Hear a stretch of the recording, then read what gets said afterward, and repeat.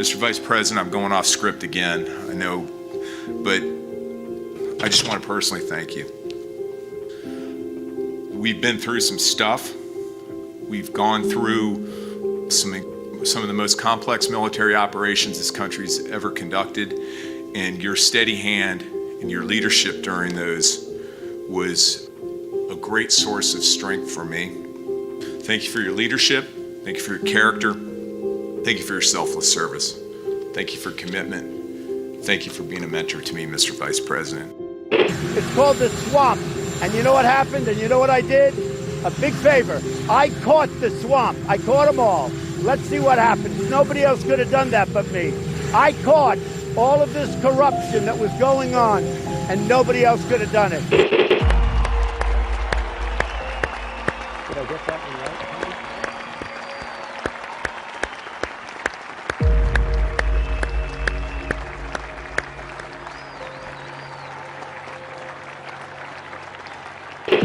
Every 4 years, we gather on these steps to carry out the orderly and peaceful transfer of power.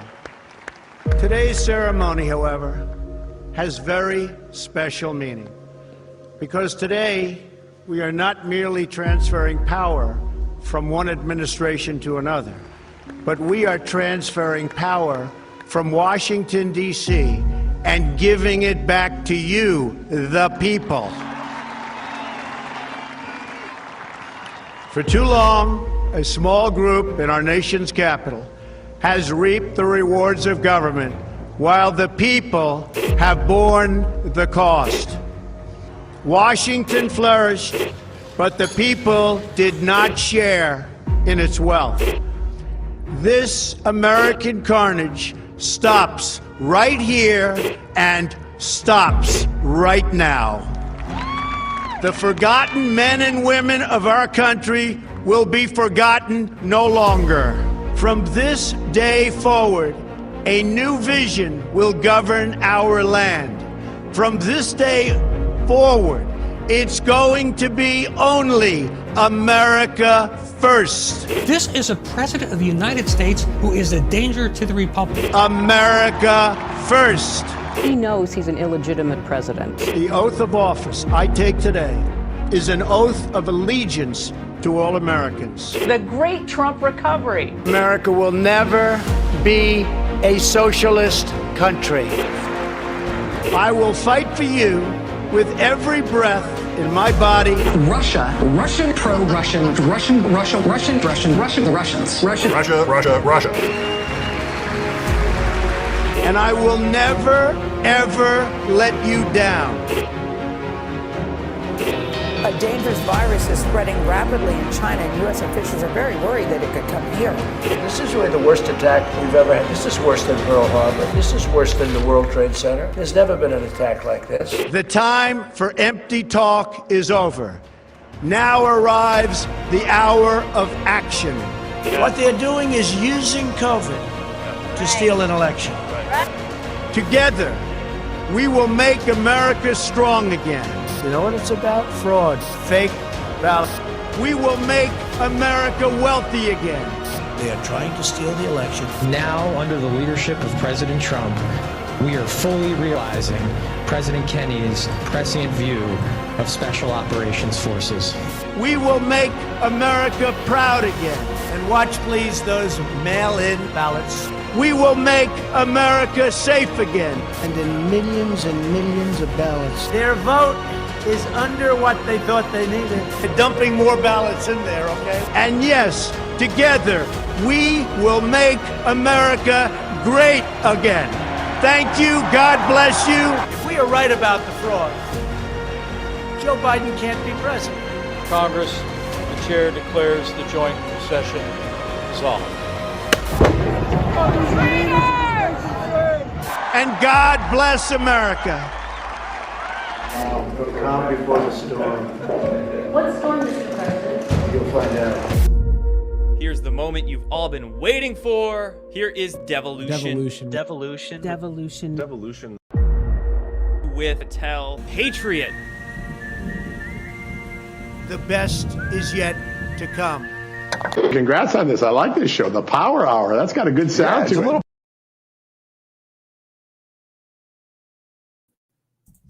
Good evening, everybody, and welcome to the Devolution Power Hour. Hope everybody's having a great Wednesday so far. Good week so far.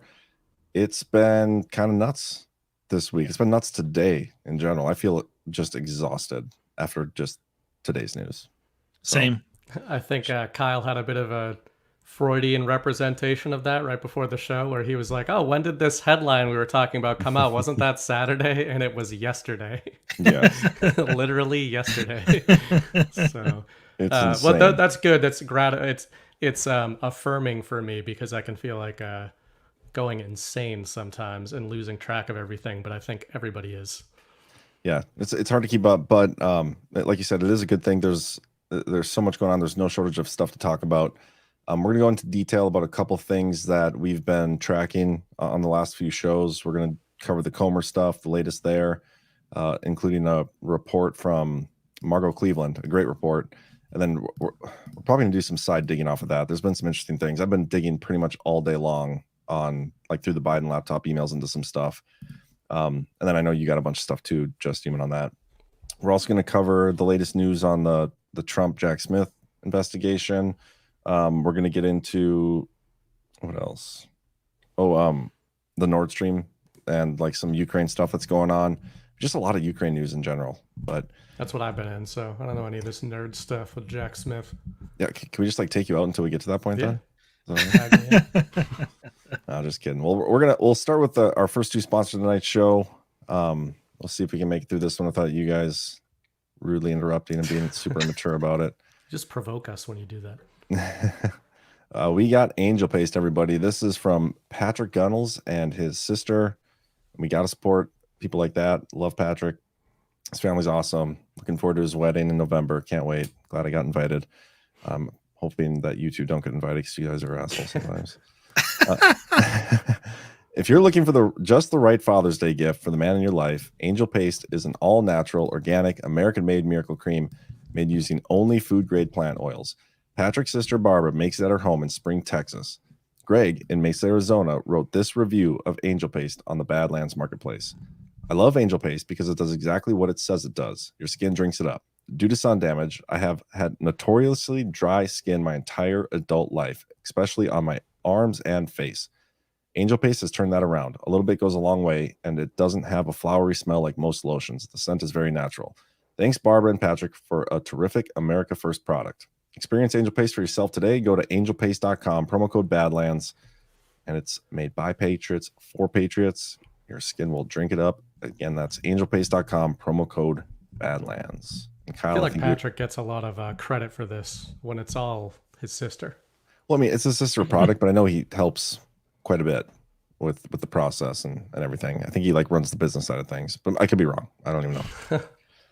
Contrary to widespread belief, I don't talk to Patrick that much about lotion or Angel Paste. So yeah, you keep it private. Yeah. You keep it in the basement.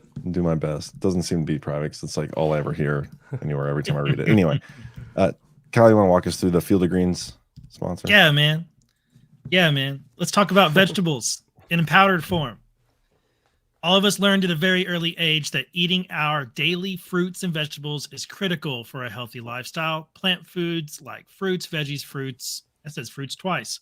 Plant foods like veggies and fruits and herbs can play a major role in achieving optimal well-being. But in today's crazy world, it's not easy to get our daily servings of fruits and veggies into our fast-paced lifestyles. It's so easy to give your health a boost with the super powder I use, Field of Greens. And now, honestly, guys, I have been using it. I'm doing an ad read right now, as you can tell, but I have been using it and I like it. I'm somebody who likes vegetables. I actually one of those weird people who eat vegetables and enjoy them, especially when paired with a properly cooked steak. But fruits, I don't really care about fruits that much. I just don't like eating sweets like that. I know it's weird, but that's me. And so this has become my way of getting some fruit-based or originated nutrients into my diet. I've been taking it every day. I like it. I particularly like the lemon lime flavor because it's kind of like lemonade. Sometimes I put a little ice with it. Sometimes I actually add real lemonade to it and it's sweet. And I like it. Yeah. So just real talk, guys. Field of Greens is great stuff. And you can add it Add Field of Greens to your daily routine and see just how good their powdered greens are and why they have over 3,000 5-star reviews. If you're interested, go to fieldofgreens.com, use promo code Badlands, and you'll get 15% off your order. That's fieldofgreens.com, promo code Badlands, get 15% off. Awesome. Yeah, thank you, Field of Greens, for your continued partnership, and thank you to those in the audience who've been purchasing the product, because they wouldn't continue to be a partner if you guys didn't support them. So thank you to everybody. Let's get into this. We're going to start with what did I say? The Comer stuff? Yeah. Okay, hold on. Yeah, let me pull this up. Okay, so it was Margot Cleveland today that put out this article, and it was kind of it was interesting. It dispelled a lot of the rumors recently and stuff that we've been talking about, but it also kind of revealed some new information that I thought was pretty big. I did a Twitter thread on it. Maybe we'll just stick to this thread because it kind of hits the key points. So, I mean, to kind of set this up for those who haven't been watching lately, Comer has been looking into this, to getting this 1023 form from Ray. Over the weekend, it was Saturday, we were talking about, okay, on Monday, depending on how that meeting goes, like, because Comer and Raskin were going to go to the FBI, they were going to go into a skiff, and Ray was going to fill them in on what this form was. We were like, okay, well, depending on how they talk about it afterwards, or maybe they're going to straight out come out and say that this is part of an active investigation, and that's going to be very revealing as to what's going on. And sure shit, that's what happened. Comer comes out and tells everybody, yeah, this is part of an active, ongoing investigation. Somehow Raskin was at the same meeting and started telling everybody that Scott Brady closed down that investigation, which I thought was weird. I mean, we kind of had dueling reports coming out of there, but that's not really surprising either, because we saw a whole bunch of that from the Mueller and Russiagate stuff. And by the way, Kyle, if you have anything to add or whatever, just interrupt. He was in that meeting because they agreed that the two ranking members of the committee would be there. So that would be Comer and Raskin. Yeah, that's what I have to add on that one. Perfect. Okay. And BB, I know you have nothing to add, so just don't bother. Although Kyle and I, before defected, were looking through in private, in a secret meeting, we were looking through each of the oversight committee members, and I was playing Guess Who and asking Kyle which ones he thought were legit, and we were kind of ranking them in Kyle's Kayfabian games, and Raskin came up, which is kind of interesting timing. Oh, that's cute. Yeah. You are invited. It's a thing we do. Yeah, that's fine. AOC's on that committee. Wouldn't have accepted. Is she on that one? She's on the oversight. House oversight. Yeah. What the hell? Interesting. Yeah. But anyway, so Raskin comes out of this meeting with Ray after looking at this form. They find out that this is part of an active, ongoing investigation, but Raskin is somehow telling everybody that the investigation was closed down. And this is what we've been talking about over the weekend, and I think last week. This investigation was from Scott Brady. Like, so back in 2020, Giuliani brings a whole tranche of documents, or at least this is what we're told. It brings all these documents forth, and Brady looks into it. He's a Trump loyalist. Everybody thought, like, it was going to be completely politicized.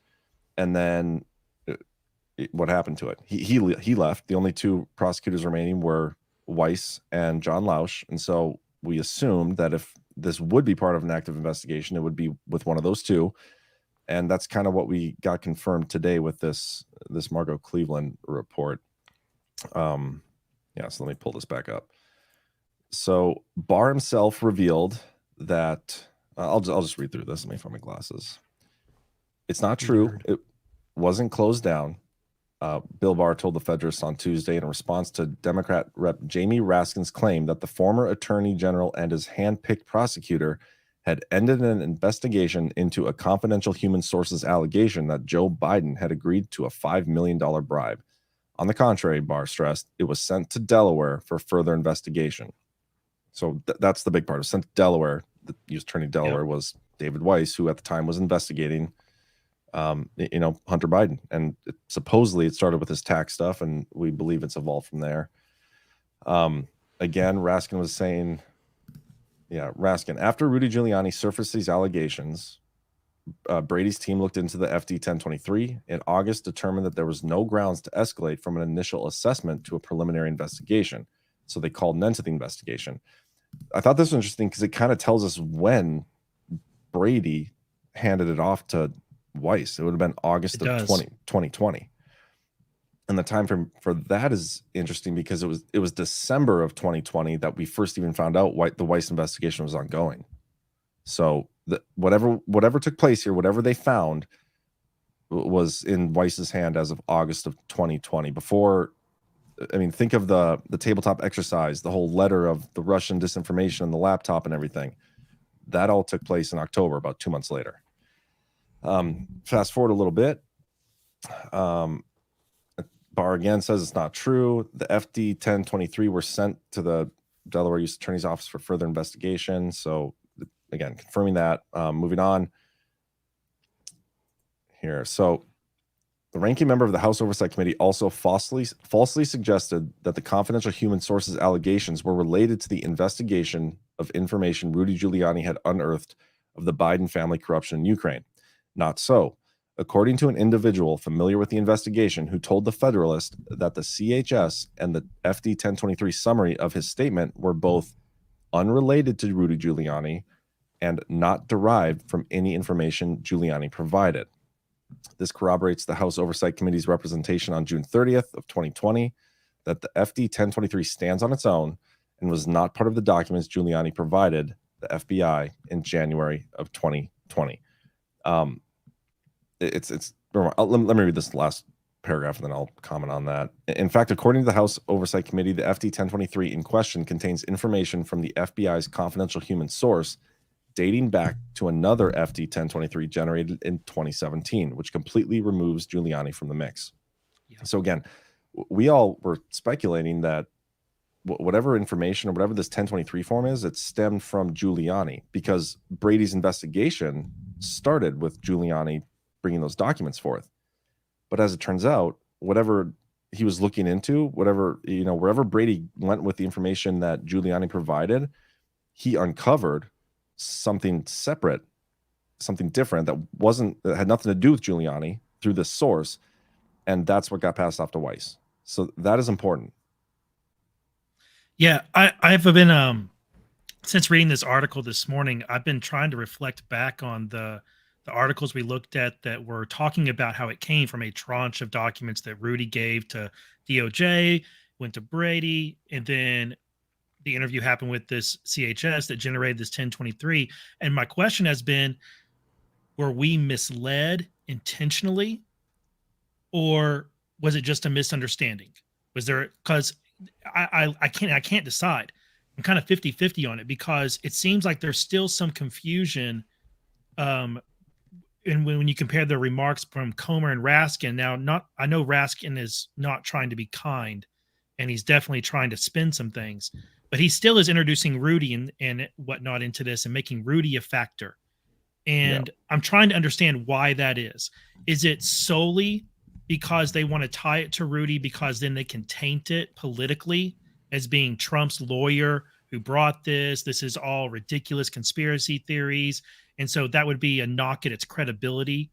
Of course, not from our perspective, but from the opposite side of the aisle's perspective.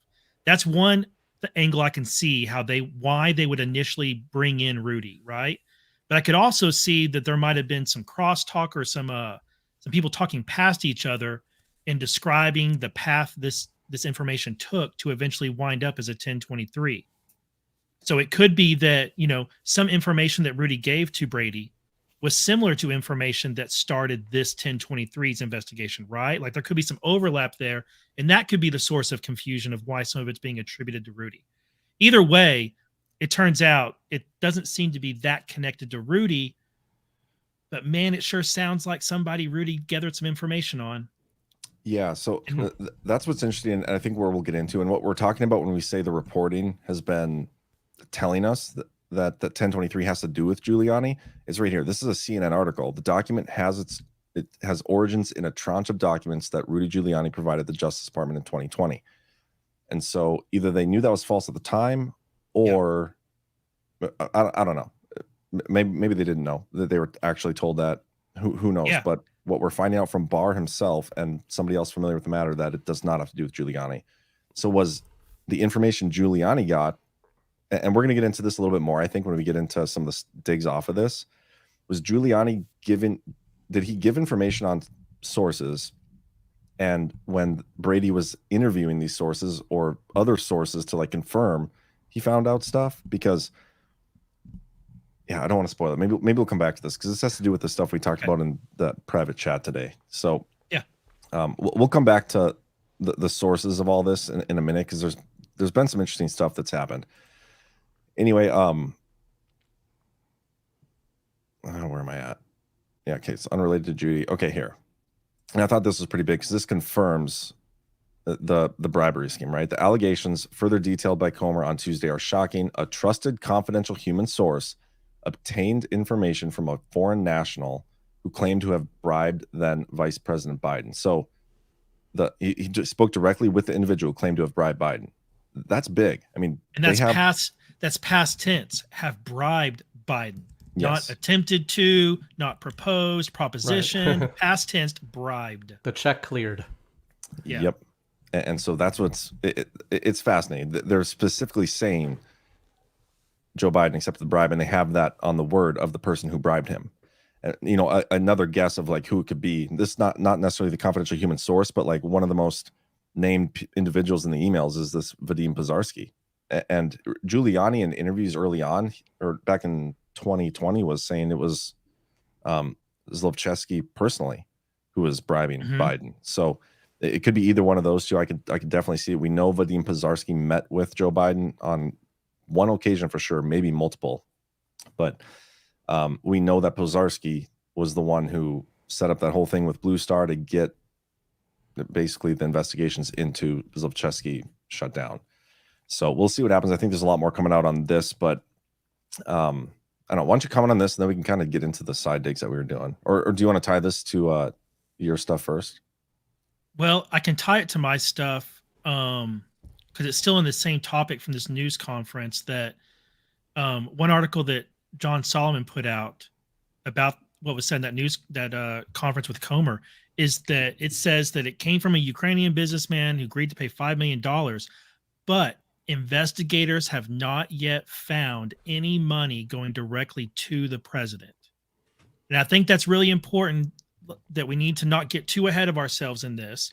That's why I tripped on that one quote that said bribed past tense, is because according to Comer, they haven't found the money. They haven't been able to follow the money exactly all the way to President Biden yet, but they're still looking. They're looking at, remember we had those LLCs we were going over like a month ago? That could be the end for Weiss. What if Weiss was already looking at all those LLCs and stuff, and then they found this and they were like, hey, Weiss is already knee deep in looking into those LLCs. Send this over to him to see if he can find the payments that are being alleged here, right? So that's a piece of the puzzle that hasn't quite connected just yet. Do you think Hunter factors in regarding payments? I mean, because even when you go back to Hunter's own communications and video clips we've seen even years ago, text messages, etc., complaining to his own family members, talking about dad taking money and how much money he's made dad and everything, you know, like there's the classic cliche of the bag man, but he was certainly one of those. Not to mention the fact that one of the most notorious property of the Biden documents was alleged to have been under the name of Hunter, right? Let me play a clip for you guys here. I found this. You know, like I said, I've been digging into this stuff all day, trying to dig into some of Giuliani's claims and some of his sources and whatnot. And I came across this old video, and let me just play it, and you guys can give me your thoughts on it. February 2016. Okay. It just reads very simply, Burisma Holding Limited and its director, Hunter Biden, are involved in corruption affair. And then it lays out a stone cold money laundering situation that he was involved in for $14.6 million that went from, disguised as loans, from Ukraine to Latvia to Cyprus, and then it came to the U.S. And they wouldn't give the prosecutor the amounts of money that went to Hunter Biden and Devon Archer because the prosecutor was told the American embassy wouldn't give it. Well, I recovered those documents from the trial of Devon Archer. You know, his partner was convicted of insider trading. securities fraud. Right. In that trial, they had to produce records that shows this money coming in at exactly that time. So it ties to money laundering altogether. If there were a document. I mean, that's that. The last thing I left off with the dig was I was looking through Pacer and Devin Archer's case because I wanted to see if I could find anything. So I'll continue that up later. But did you find it? No, I haven't found it yet. I mean, I found the case. There's like over 1,000 entries into the docket report. And so it's a matter of finding out which one has the exhibits of the financial records and all that stuff. I mean, the keyword search didn't really yield anything. I just had a thought. Raskin and the other media might be constantly going to Rudy, not just to try and damage the credibility of this 1023 and lump it in with his other things he's allocated, but because they fear Rudy and he's in their brain 24/7 like Trump is, because they know Rudy has all the dirt on everybody. And so they're like constantly looking out for anything that came from Rudy, like in their subconscious, they're like trying to attribute it to Rudy. Right. And kind of like we do. And we're looking around and we're like, is this devolution related? Is this related? Is this Q related? Just the way we work, we're trying to confirm things. They're afraid of Rudy. So that may be a part of the reason. Could be, but I thought that was interesting. I mean, he lays out a scheme and I haven't seen like this anywhere. We'll talk about it later because the Rudy aspect of this is weird. Like it's more confusing now than it was before based on his sources, but then based on what I also found with Executive Order 13848, which maybe we should just get into that now. Sure. Okay. So let's first look at this article. This is a good one. This is from, this should be a good one. This is from October of 2019. And it talks about Hunter Biden. Revelations in a whistleblower complaint that Trump and his personal lawyer, Rudy Giuliani, pressed the Ukrainians to pursue investigations into Burisma. Giuliani has alleged, without providing evidence, that Joe Biden pushed for the firing of Ukraine's top prosecutor, blah, blah, blah. Let's see if I can find the part where it talks about, right here. So this guy's name is interesting to me. He came up in the Biden laptop emails and he's like throwing grenades of accusations at like everybody. Poroshenko, Yatsenko, like Yanukovych, like all these freaking names. I don't remember. They're all Ukrainian, but he's basically saying everybody's corrupt over there, which I totally believe that. But how much of this stuff is accurate? He himself has been charged with bribery and corruption over there too. But anyway, this guy, Onyshchenko, a businessman and former member of the Ukrainian parliament who knows the Burisma founder, said it had been Zlochevsky's idea to appoint Biden as a director. It was to protect the company at a time when it was facing investigations. And this guy, he left the country in 2016. So I thought that was interesting. Dug in further to him and came across this article, which is nutso. So the U.S., and this is in January of 2021, the U.S. imposes sanctions on Ukrainians over election interference. The United States on Monday, and this is, guys, sanctions through Executive Order 13848. The U.S. on Monday imposed sanctions on several Ukrainian individuals and entities, accusing them of U.S. election interference and associating with a pro-Russian Ukrainian lawmaker linked to efforts by President Donald Trump's allies to dig up dirt on President-elect Joe Biden and his son. Russian disinformation campaigns targeting American citizens are a threat to our democracy, said Steve Mnuchin. Let me see. They accuse 7 individuals of involvement in a Russian-linked foreign influence network associated with Ukrainian parliamentarian Andrei Derkach, whatever. The pro-Russian lawmaker was hit with sanctions by the U.S. government in September over accusations he tried to interfere in the 2020 U.S. election won by Biden. And then it goes on to say, Derkach has been a key figure in promoting unsubstantiated allegations that Hunter Biden improperly used his influence with his father, vice president at the time, to help Burisma, a Ukrainian energy company on whose board he sat, and that Joe Biden improperly pressured Ukraine to fire a top prosecutor who had investigated the firm. These allegations intended to harm Biden's candidacy have been seized upon by Trump, his personal lawyer, Rudy Giuliani, and some Republican lawmakers. Trump allies were dismayed about the sanctions against Ukrainians who had served as sources for Giuliani when he was trying to collect information on Hunter Biden, a source close to the president's legal advisor said. And then they go on to list a bunch of the names. And in one of the names is the guy I just read about, this Alexander Olsachenko or whatever.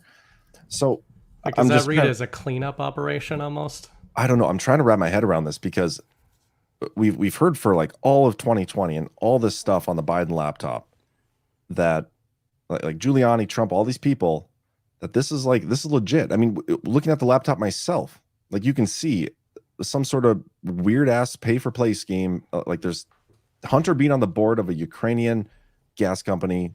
I mean, there's obviously corruption there. Okay. He was making so much freaking money. There's got to be Biden getting the prosecutor fired, looking into that company. It's fishy. These are individuals who came to Giuliani and they were like his sources on a lot of stuff. And this is what Giuliani, I mean, is that what Giuliani was telling to Maria Bartiromo, whatever? Like, why were these people wrapped up and hit with sanctions before Trump left office? Because they were also Rudy's targets. But explain that to me. Like, so is this how they get after their information, which they were already willingly giving up? Yeah, but Rudy went to them to get information, quote unquote, and to investigate some things in Ukraine. And these swampy Ukrainians were happy to give him some information, but they also gave him information that he was able to use to help DOJ indict them. I mean, all of those people right there that you just listed were indicted. I believe they're sanctioned by Treasury. Andre Derkach was indicted last December, I believe it was, by DOJ for money laundering, bank fraud conspiracy, and something else. Yeah. All those people were I mean, Igor Fruman was indicted. Lev Parnas was indicted. They were trying to bribe Republicans, Lev Parnas and Igor Fruman. They were trying to, I mean, they're swampy. I mean, how are you going to get dirt on some swampy people? You got to go into the swamp and go talk to the swamp creatures and learn where all the swamp creatures like to go hunting and where they hide out at. And that's what Rudy did. And so I don't find that confusing at all, really, because I think that you go to Ukraine, you can expect to find some swampy people. And that's what Rudy did. I think it was his mission. It could be, but think about it. Like this was the executive order 13848. A lot of people look at this executive order as being like the key one. I don't think it's the biggest one, but it's definitely important. And they used this against these individuals, which were trying to interfere in the election on Biden's behalf. I mean, I think that alone is fascinating. This is the Trump administration going after people who are trying to help Biden win the election. Or sorry, help Trump win the election. Help Trump win the election. I misspoke. Yes. That's interesting. Yeah, well, I mean, that's why I often reference that Barr, Ratcliffe, and right there in that article, Mnuchin, they're telling you can't believe every allegation that comes out of Ukraine. You can't. That's why I've referenced before the Podesta group going over there trying to buy dirt on the Bidens in order to keep Biden out of the primaries in 2016 so that Hillary could have an easier time of winning it. Not everything coming out of Ukraine is legit. And like, I think the Biden laptop is mostly real. The way I confirm that something on it is legit is if I see Rudy hold up that email. Like if Rudy or somebody like that references a specific email, I'm like, okay, that one right there, I can think that one's credible. But the rest of them, I'm like, okay, this may be credible. It really may be. Or it could be it was placed on there to mislead. That's why I've been worried about digging into that stuff. Like we've talked about that, where there's a lot of that's the poisoning the well kind of strategy. That's tale as old as time and politics and war, all that. You mix the. I mean, even this community watching this show is well aware, being conspiracy theorists or what the media calls conspiracy theorists. Look at Pizzagate. Pizzagate is mostly real, but then somebody goes and tries to shoot up a pizza parlor, and the only bullet that was discharged goes right into a hard drive in the back of the pizza shop, and it all gets blamed on QAnon people, right? So was that real? I don't think so, but they use that to discredit everything else. That's that poison pill approach. Yeah. I mean, I can't. When Kyle, when you bring up, Ukraine, you go to Ukraine to get dirt, get down in the muck and in the swamp. It's kind of an interesting way of framing what a lot of us, like all of my dives lately, have just been into basically summing up Ukraine itself as a proxy state.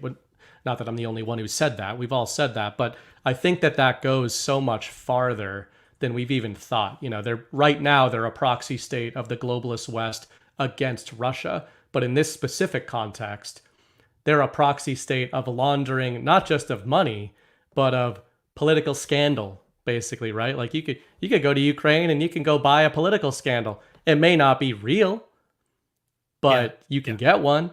So it's sort of difficult to parse there. John, you're right to think, oh, this is kind of weird. You got these Ukrainians being indicted by DOJ, but they were connected to Rudy and giving information to Rudy. Some of those people also propositioned Rudy. Yep. And for influence with the Trump admin, right? So entertain this idea. What if those people that you just listed right there from the Mnuchin sanctioned under EO 13848, what if they had a scheme to sell false negative information on Biden to the Trump campaign? That would still be election interference. They had a scheme to interfere in the 2020 election. That'd be the Russiagate in the opposite direction. Exactly. It also actually, though, and they would try it because they're trying to get influence. Their goal is not to rid Ukraine of corruption. Their goal is to use the money they've made off corruption and their skill set in corrupt activity to influence the second Trump administration. Well, that's where we've even joked in the past of there was Russia collusion, and that's a good thing of inverting that on what they always say, where we go, well, there probably was Russian collusion surrounding the 2020 election or the 2016 election. And that's probably a good thing because you probably smoked out some of the interference going the other way. The other point that I would make on that election interference front that John kind of surfaced there when you say that it was ostensibly interference on behalf of the Trump campaign. We talk about this concept of narrative shielding a lot with the DOJ. Well, and for the Trump campaign, right? And both sides try to use that shielding in various scandals. So what better shielding could you have if you are the Trump admin, the Trump DOJ, and you go after people who supposedly were trying to boost your campaign? You know, that's another way, even if that is what was going on there, that it sort of serves your purposes there because it shows a lack of partisanship. Sure. I don't know. It's just interesting. I'm very curious. I just want to know what's on this freaking 1023 form. I just want to know. We may find out real soon because news broke right as we went on air that the FBI has agreed to show the full 1023 form to the entire oversight committee. They're going to show it to the whole class. But how are we going to see it? Did they say Badlands? Come look at it too. Since when can you show a document to more than 2 Congress people and it not leak? Okay, but think about it. Like, none of the Democrats are going to leak anything damaging to Biden. AOC. I think we're going to get to see this document a lot sooner than the Dems want. We'll see. I freaking hope so. I freaking hope so. That'd be great. But did they say when that's going to happen? And are they going to do it in the skiff too? Like, why would they do one in the skiff? Okay, well, hold on. I linked it in the private chat if you want to pull it up. It just got announced right like 9:46 p.m. is when this story broke. Comer told Just the News. Let's be clear. Wednesday night, on the eve of a contempt vote, the FBI agreed to let all members of the House Oversight Committee to see an informant memo, the 1023. Comer announced the deal just hours before his panel was to vote to find FBI Director Wray in contempt.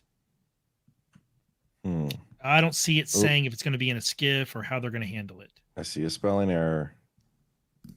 John Solomon needs a better editor. I mean, I wouldn't be surprised if he did it on purpose. Solomon does some weird things sometimes. Jai Biden. He does some weird things sometimes. G Biden. Yeah. He does, man. Is he still doing it? He like post a letter, just one letter on Twitter.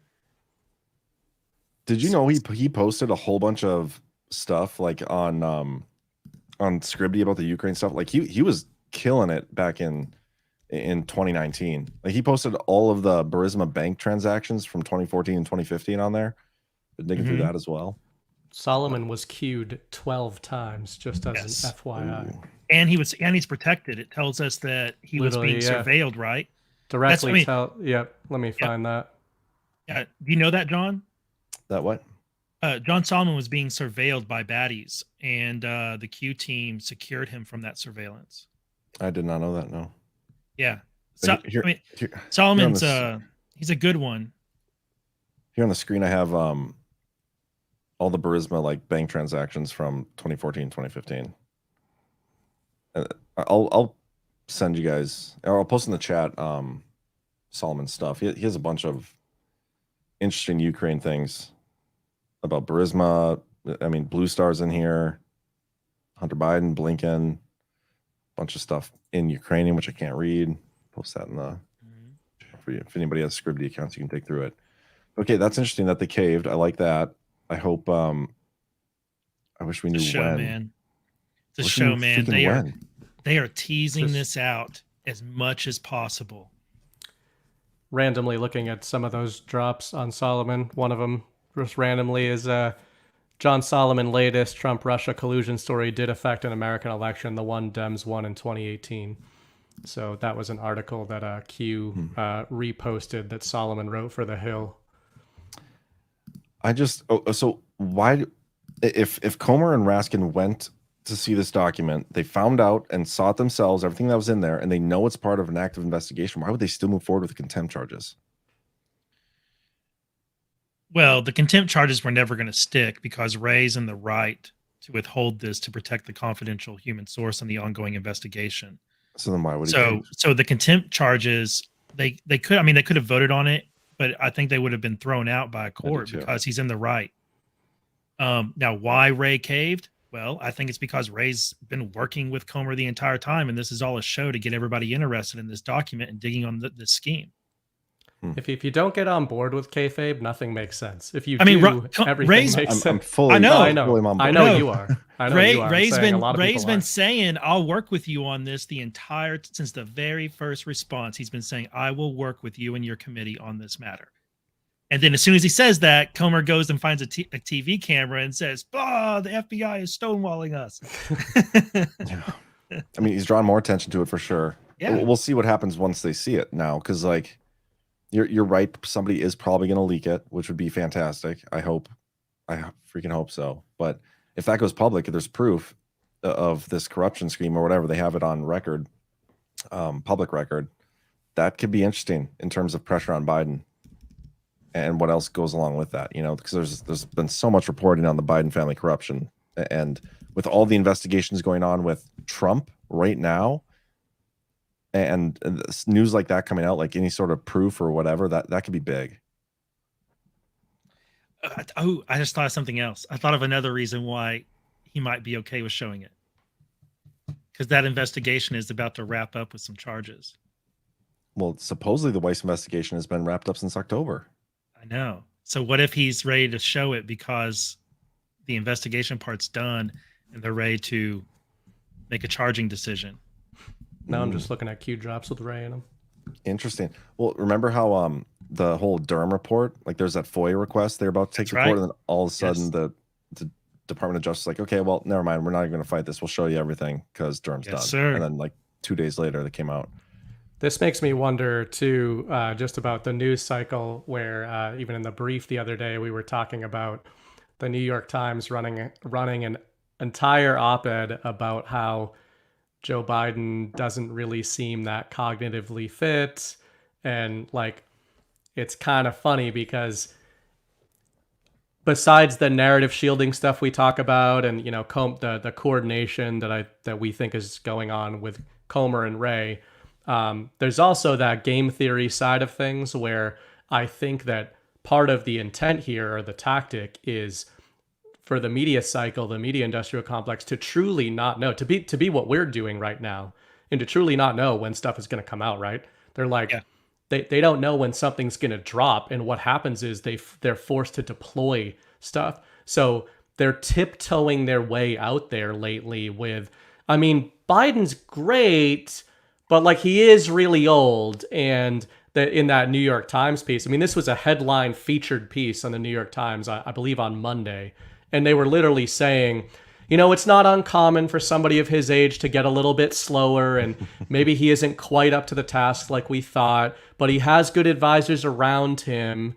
And so they're starting to massage that narrative to their own base of, listen, it wasn't a mistake to have Joe Biden in there, but they are not, like we've talked about this, John, you've said this a lot, I think. It's probably if Joe Biden is the Democrat nominee for 2024, it will mean they have lost all control because they do not want Joe Biden to be the Democrat nominee. To me, it's one of the biggest Devo proofs going is Joe Biden being the president, and Joe Biden being the 2024 nominee would be an even bigger one to me. And if this does show, or if it does become true, like something we can actually know, we have hard evidence that there was this scheme and Biden accepted this bribe. Let's say that it's confirmed that really did happen. That comes out. Dems are going to turn on Biden like that. I mean, they're going to be trying to get Biden off that ticket as quickly as possible. They're going to be calling Hillary. They're going to be calling Newsom. They're going to be calling Cuomo. They're going to be trying to get somebody to step up and beat RFK. Joe Manchin will probably announce immediately that he's in. And they'll try and stop that because they don't want Manchin or RFK to be the nominee. You're saying if this comes out? Yeah. Oh yeah. Well, they'll try to feed him to the wolves when this stuff goes hot, which is why I'm just suggesting that they're trying to massage it, and they're trying to massage it out there right now because they don't know if and when this is going to come out. See, that's the whole thing. I truly think they're stuck with Biden no matter what. They're going to continue to push Biden forward no matter what. But his crimes are going to be so obvious and so in your face compared to what they're trying to do to Trump.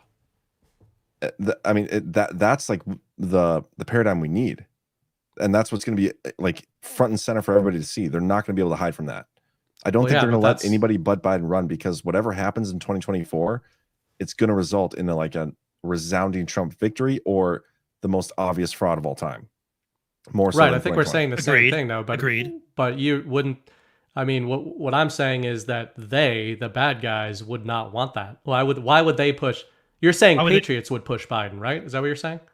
I'm saying they're stuck. Whoever is stuck, like they're going to continue doubling down on Biden because for whatever reason they think that's their only form of protection. I don't know. It comes down to even 2020. Like even then, Biden was the stupidest candidate to run with. Why did they run with him? Yeah, I don't think they wanted to. I think this is to me. I think this is just proof of the sort of game theory, control Patriots in control stuff, where I think that there's a lot more control going on here. I mean, I think we're saying the same thing basically. Yeah. You might be right that if they truly, ironically, it would prove both points. Like if the media keeps pushing him, even when this stuff is coming out, it will show that somehow all other potential candidates for them, they know are no-goes, which is very strange, which would suggest like, why are these people no-goes? Why, if the deep state is what we think they are, with all these different crime families, Obamas, Bushes, Clintons, etc., why on earth would they not put Michelle Obama in there or something like that? It doesn't make any sense. It doesn't make any logical sense. Newsom makes the most sense. Newsom makes the most sense as their candidate. So why wouldn't they do that, right? Like that would imply more, maybe more overt control over that nomination process than many of us have even believed. The thing is, though, like the liability factor for Biden hasn't changed. He's the same liability now as he was in 2024. And honestly, I think everybody knows how corrupt this it just hasn't been acknowledged by the mainstream media, which is when we're allowed to talk about this stuff publicly, right? Right. Even my friends like that don't follow politics, like, why the hell was Hunter Biden on a board of Burisma? That's definitely corruption going on. Like that was definitely some sort of bribery scheme, whatever. They don't follow politics, they know it. It's just not allowable in public discourse because our mainstream media overlords haven't allowed it. That's the only thing that changes, is finally they have public recognition of it. Mm-hmm. I think that's why we need, well, I shouldn't say we need this, because again, ironically, I believe that Biden being the nominee is a good thing. Like you said, either Trump wins in a landslide, or it's an even more obvious action provoking instance of fraud. But that's where we talk about actual versus potential. And when we talk about like the mainstream media doesn't report on stuff they don't want to report on. With that said, there are things that they have to report on, right? Like, so Donald Trump being indicted and going to a courtroom in Southern District of New York, even if he was their guy, they've got to report on that. So you wonder if stuff like that will happen with Joe Biden. My personal thinking on this, just total, especially because it's been percolating for a while, it seems to keep surfacing and then resubmerging, is Hunter being indicted for something, like, and that kickstarting a national conversation of coverage on the Biden family, a Biden now being indicted. And I know Trump was, right? But we know that he was indicted for a bunch of BS. And that will start to get these dueling headlines. This is a really strange case where, as some of us have argued, you may sort of want Trump to be indicted. I've kind of suggested this, that it's bait, that I think Trump baits that stuff out there to go, yeah, get Biden's and Trump's indicted at the same time, get these dueling headlines and dueling storylines going on of these two heads of state and these two families being indicted, and let's see what comes out in the wash. Let's see which ones have actual crimes, and that might be sort of a vector of disclosure. See, well, one thing that's been in the back of my mind here too is the whole pardon factor. Like, if you're going to believe that Joe Biden is the actual president, I mean, would that mean technically he could pardon himself and his family and all these people involved? And is that why some of this stuff hasn't been brought forth? Or if they bring these charges forth, are they going to have to disclose simultaneously that, like, he can't pardon himself for some reason? Right? You know what I mean? Well, it's sort of another game theory checkmate where let's say he can't pardon himself, then it's a tacit Devo admission, right? Or that to normies, maybe it's not going to be a Devo proof to them, but it's going to be this guy isn't in control or isn't in power here. But I'd go the other way. I always try to make friends with the worst outcome, and a lot of times the way this mind war goes, those are still wins for us. Can you imagine the optics of Joe Biden pardoning himself of a crime? Like, imagine, talk about a move that would permanently destroy in the collective mind. There's not a normie alive who's not like a 4 to 6% that the Q drops talk about, unreachable partisans. You know, the ones that we talk about that are glad that the election was stolen. You're not going to get those people.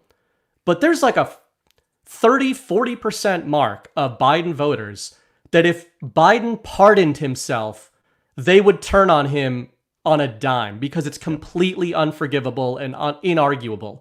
And then in that scenario, we've had these fantasies of how does something like Devo go more overt? In what kind of a situation could you get the public mandate for action that occurs outside of the traditional DOJ structure? Could you potentially get the OIG or get the military or something like that to step in? I'm just spitballing. But in a super dramatic event like that, a president pardoning himself of felonies and international corruption and election interference, I mean, you're literally looking at a scenario where you've got a Star Wars Emperor character as president, which ironically is everything they accuse Donald Trump of being, right? So it would be the perfect whiplash and the perfect... I'm almost rooting for that now. When you say Biden pardon, I'm like, please get indicted and please pardon yourself. That'd be amazing. Yeah. I wouldn't be upset about that at all. I'd be cheering it on. Talk about a Pyrrhic victory. Like that would be media. Like that. Like, how would the mainstream media spin imagine them trying to spin it? Yeah. Yep. Oh, like...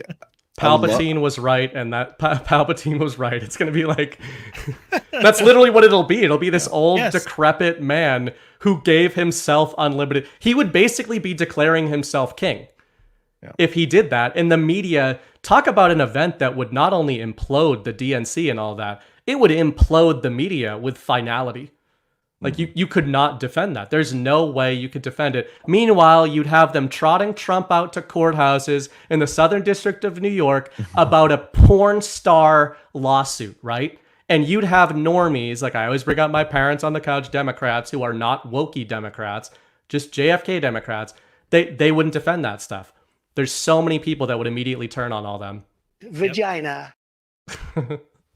Yeah, it's crazy to think about. I don't know, but I still think at some point too, you need to throw in the mix of, this guy who just pardoned himself for these crimes he definitely committed. He also didn't win the election in 2020 either. Yeah. They stole that thing too. That's got to be sprinkled in there somewhere. Right. But I don't know. Okay, well, I guess we have this to look forward to with the entire oversight committee getting to see that document. I can't wait for that to come out. Man, now I'm rooting for that. Now I'm actively rooting for it. This sounds goes with fun. the thing I write about all the time where I say, bad news is good news in the mind war. And so the more everybody freaks out, the more Anons get comfy. Okay. Seen a couple things in the chat. You can give a rant through your phone. You just got to update the Rumble app. So make sure you go do that. Let's get to our next two sponsors. Then we can get into the Trump side of things with all the BS they're trying to pull on him. Let me see what we got for our next sponsor. Oh yeah, this is kind of crazy. I'm actually really excited about this. I spoke to the guy. I'm trying to get one of these sent to me. Oh, damn. So, TackRight. They are trying to supply everybody for anything you could imagine that you might need during a zombie apocalypse. This is perfect. They started with the chainsaw, and now we got the night vision goggles. I can picture it now, just wading into a field of zombies. They thought they had you. They had the homestead surrounded because it's night, and you got the dual wielding TackRight chainsaws. Now you got the night vision goggles. I mean, what more do you need? I wonder what we should tell TackRight to get into next. Like, what is the next step after chainsaws and binoculars or night vision goggles, whatever? Some sort of Kevlar, maybe, because it depends on what kind of zombies we're dealing with. But in most zombie lore, just one bite will make you a risk to everybody that you're trying to defend. So we might need some Kevlar, but baby steps. I mean, these are good first steps. Anyway, did you always want to own night vision binoculars, but you didn't get them because of how pricey they were? Yes. Well, now you can. These are rhetorical questions for the audience, right? Well, now you can grab them for under $200 from our amazing partner, TackRight. Similar night vision usually sell for over $4,000 once they're military grade. However, TackRight was able to make a revolutionary new night vision system. The military night vision requires at least some light to work. TackRight night vision binoculars let you see even in pitch darkness. I mean, even better. That's incredible. Badlanders right now can get a one-time discount. You go to TackRightBadlands.com. You don't need a coupon code. Just go to TackRightBadlands.com and you can grab one today for under $200. It's a great gift for anyone that is interested in basically anything. Anybody live right now would be interested in this gift. I don't know how you couldn't be. TackRightBadlands.com. And another thing about this, it has a camera in there. Like you can record stuff. You can take your video from the binoculars or goggles and put them into the computer and all sorts of stuff. This is it's right. I see zero downsides to that product. yeah. There's no counterpoint. There is no counter to. Do you want night vision goggles? Yes. Yes. The answer is yes. Every single guy would happily say yes, but they're usually unaffordable. Not just guy, but every person. That's true. Anybody and everybody would want a pair of those. Anyway, just saying, in the zombie apocalypse, you keep the lady folk inside. Yeah. So now that I'm done talking about the cool, badass zombie apocalypse stuff, Bernie Brett's going to talk to you about beach towels. We all know MyPillow's been canceled by lots of retailers. So Mike Lindell changed his business strategy. Instead of selling his products through woke corporations, he partnered with freedom-loving sites like Badlands Media and is passing the savings right to you. To help you enjoy the summer, MyPillow is having a massive sale on beach blankets, towels, and more, up to 80% off. MyPillow has hundreds of products available for Badlanders right now. Shift your dollar to the parallel economy. Shop MyPillow and get 80% off using the promo code BADLANDS. Go to mypillow.com. It isn't beach towels, but I actually did recently bite the bullet and got a king bed mattress from MyPillow. It was a big risk not having. You can't test it out. They got to send you this stuff. So I had the pillows, had the sheets, the Gaza sheets, as John says, and we got the king mattress and the mattress pad. What's it called? The foam topper, and it's fantastic. So highly recommend it. mypillow.com/badlands. Awesome. Bernie Bright is a proud MaxiPad owner. It's true. That's cool. And Wolf Bright is a huge fan. I thought it would give us more space on the bed with him, but he just gravitates to wherever we are. I believe it. Anyway, let's get into the latest from Trump. So a lot of just a lot of weird shit going on, man. I don't even know what to believe here, but we're gonna read what has been put forth and try to decipher some of this. Article came out today. It says 5 hours ago from the Independent, and right off the bat, anything with those colors in the back of their logo, I'm like, I don't know. This seems pretty gay to me. But prosecutors ready to ask for Trump indictment on obstruction and espionage act charges. So they're supposedly bringing charges. And I don't know. Do you just want to talk about it, or should I actually just read through this? It's up to you, man. Okay, well, I'll just read through some of it then. We're all just like, the latest walls are closing in. Yeah. Yeah. I'll read through it, or some of it anyway. The Department of Justice is preparing to ask a Washington, D.C. grand jury to indict former President Donald Trump for violating the Espionage Act and for obstruction of justice as soon as Thursday, adding further weight to the legal baggage facing Mr. Trump. All that baggage. It's so funny because Ron DeSantis is probably like the biggest winner from that baggage. Like right now we have all of liberal world and Ron DeSimps pushing for the same thing. Yeah. Remarkable. What timing? Yeah. The Independent has learned that prosecutors are ready to ask grand jurors to approve an indictment against Mr. Trump for violating a portion of the U.S. Criminal Code known as Section 793, which prohibits gathering, transmitting, or losing any information respecting the national defense. The use of Section 793, which does not make reference to classified information. So, I mean, all the media hubbub has been about classified information. What they're going to charge him with isn't even going to be related to that. But it's understood to be a strategic decision by prosecutors that have been made to short-circuit Mr. Trump's ability to claim that he has his authority as president, or that he uses authority as president to declassify documents he removed from the White House. So, they're almost admitting that, yeah, I guess Trump did declassify all these freaking documents. Yes. If this is true, yeah, if that's accurate right there, then that's an admission that what Trump had was declassified. Yep. And so this is the part that kind of blows my mind. This whole thing does. That section of U.S. criminal law is written in a way that could encompass Mr. Trump's conduct, even if he was authorized to possess the information as president, because it states that anyone who lawfully having possession of, access to, control over, or being entrusted with any document relating to the national defense and willfully communicates, delivers, transmits, or causes to be communicated, delivered, or transmitted, or attempts to communicate, deliver, transmit, or cause to be communicated, delivered, or transmitted the same to any person not entitled to receive it, or willfully retains the same and fails to deliver it on demand to the officer or employee of the United States entitled to receive it, can be punished by as many as 10 years in prison. And so I just want to understand what's going on here. We have, this is what they're going after Trump with, okay? And we have a special counsel that is leaking like a sieve, just like Mueller leaked like a sieve. There's an entire another special counsel going on right now, Robert Hur, that you haven't heard a peep from, similar to the Durham investigation, not a peep. Okay, so it's like we have two perfect metaphors for previous special counsels, two new ones, perfect metaphors for the previous ones. On top of that, what they're about to charge Trump with, this is what, let me remind you of what Comey said regarding Hillary Clinton and her case a little while back. Because this is probably one of the most famous quotes from Comey, if I had to imagine. Addressing emails which were either not provided to the FBI or were deleted before making it to investigators, Comey said there was no evidence of a cover-up. Comey began his address by explaining what investigators found. He said that the probe showed that 110 emails and 52 emails chains were determined to include classified information at the time they were received.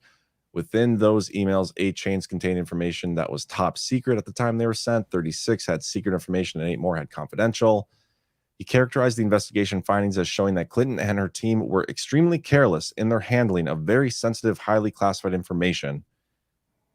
And although there's evidence of potential violations regarding the handling of classified information, our judgment is that no reasonable prosecutor would bring such a case.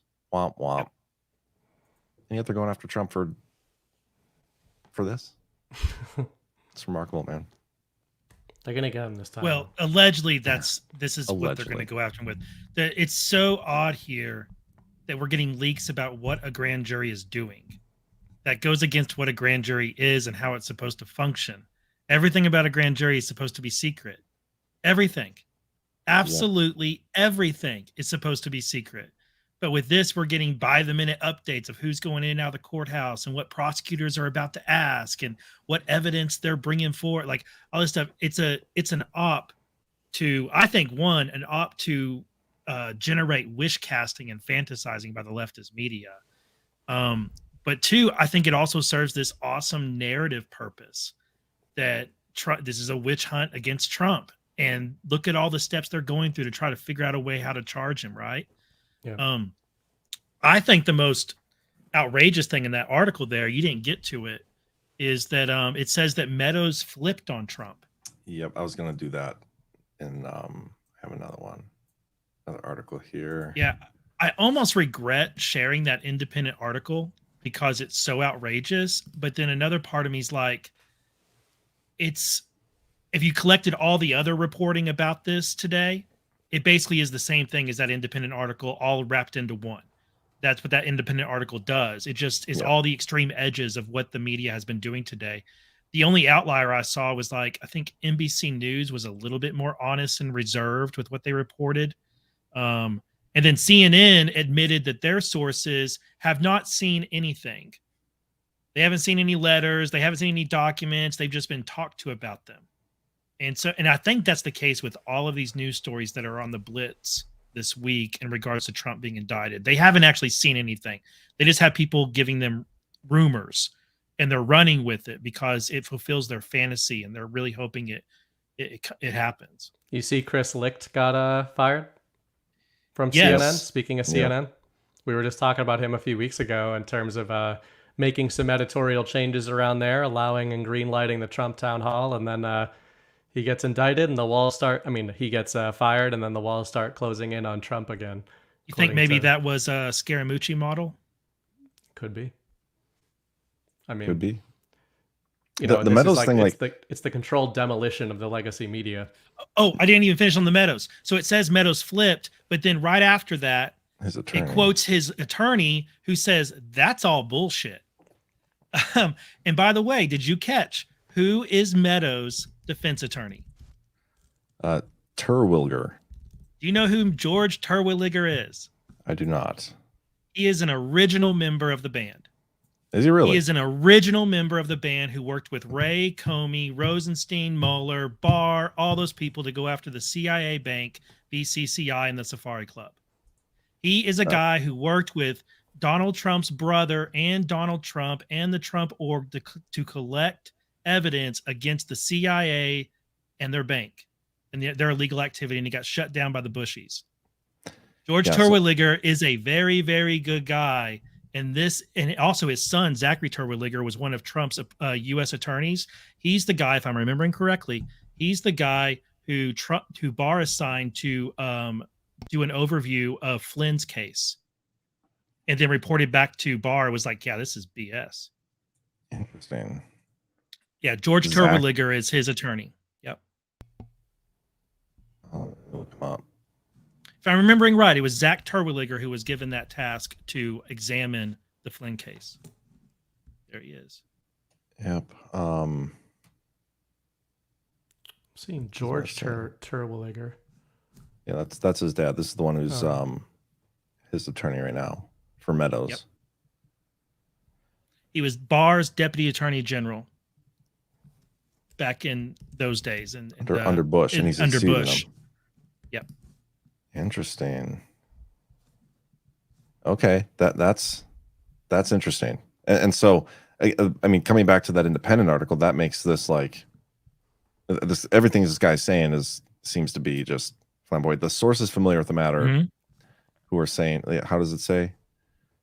He's already given evidence before the grand jury, Meadows, and is said to be cooperating with the investigations into his former boss.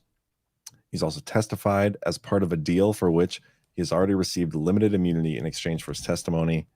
A source who was briefed on the agreement claimed that the alleged agreement will involve the ex-chief of staff entering pleas of guilty to unspecified federal crimes, but an attorney for Meadows, that guy, George, denied that to the Independent, saying it's complete bullshit. So what's going on? Either he's making the stuff up, pulling it out of his ass, or whoever's leaking is leaking bullshit information, which could make you question like anything they've been putting out.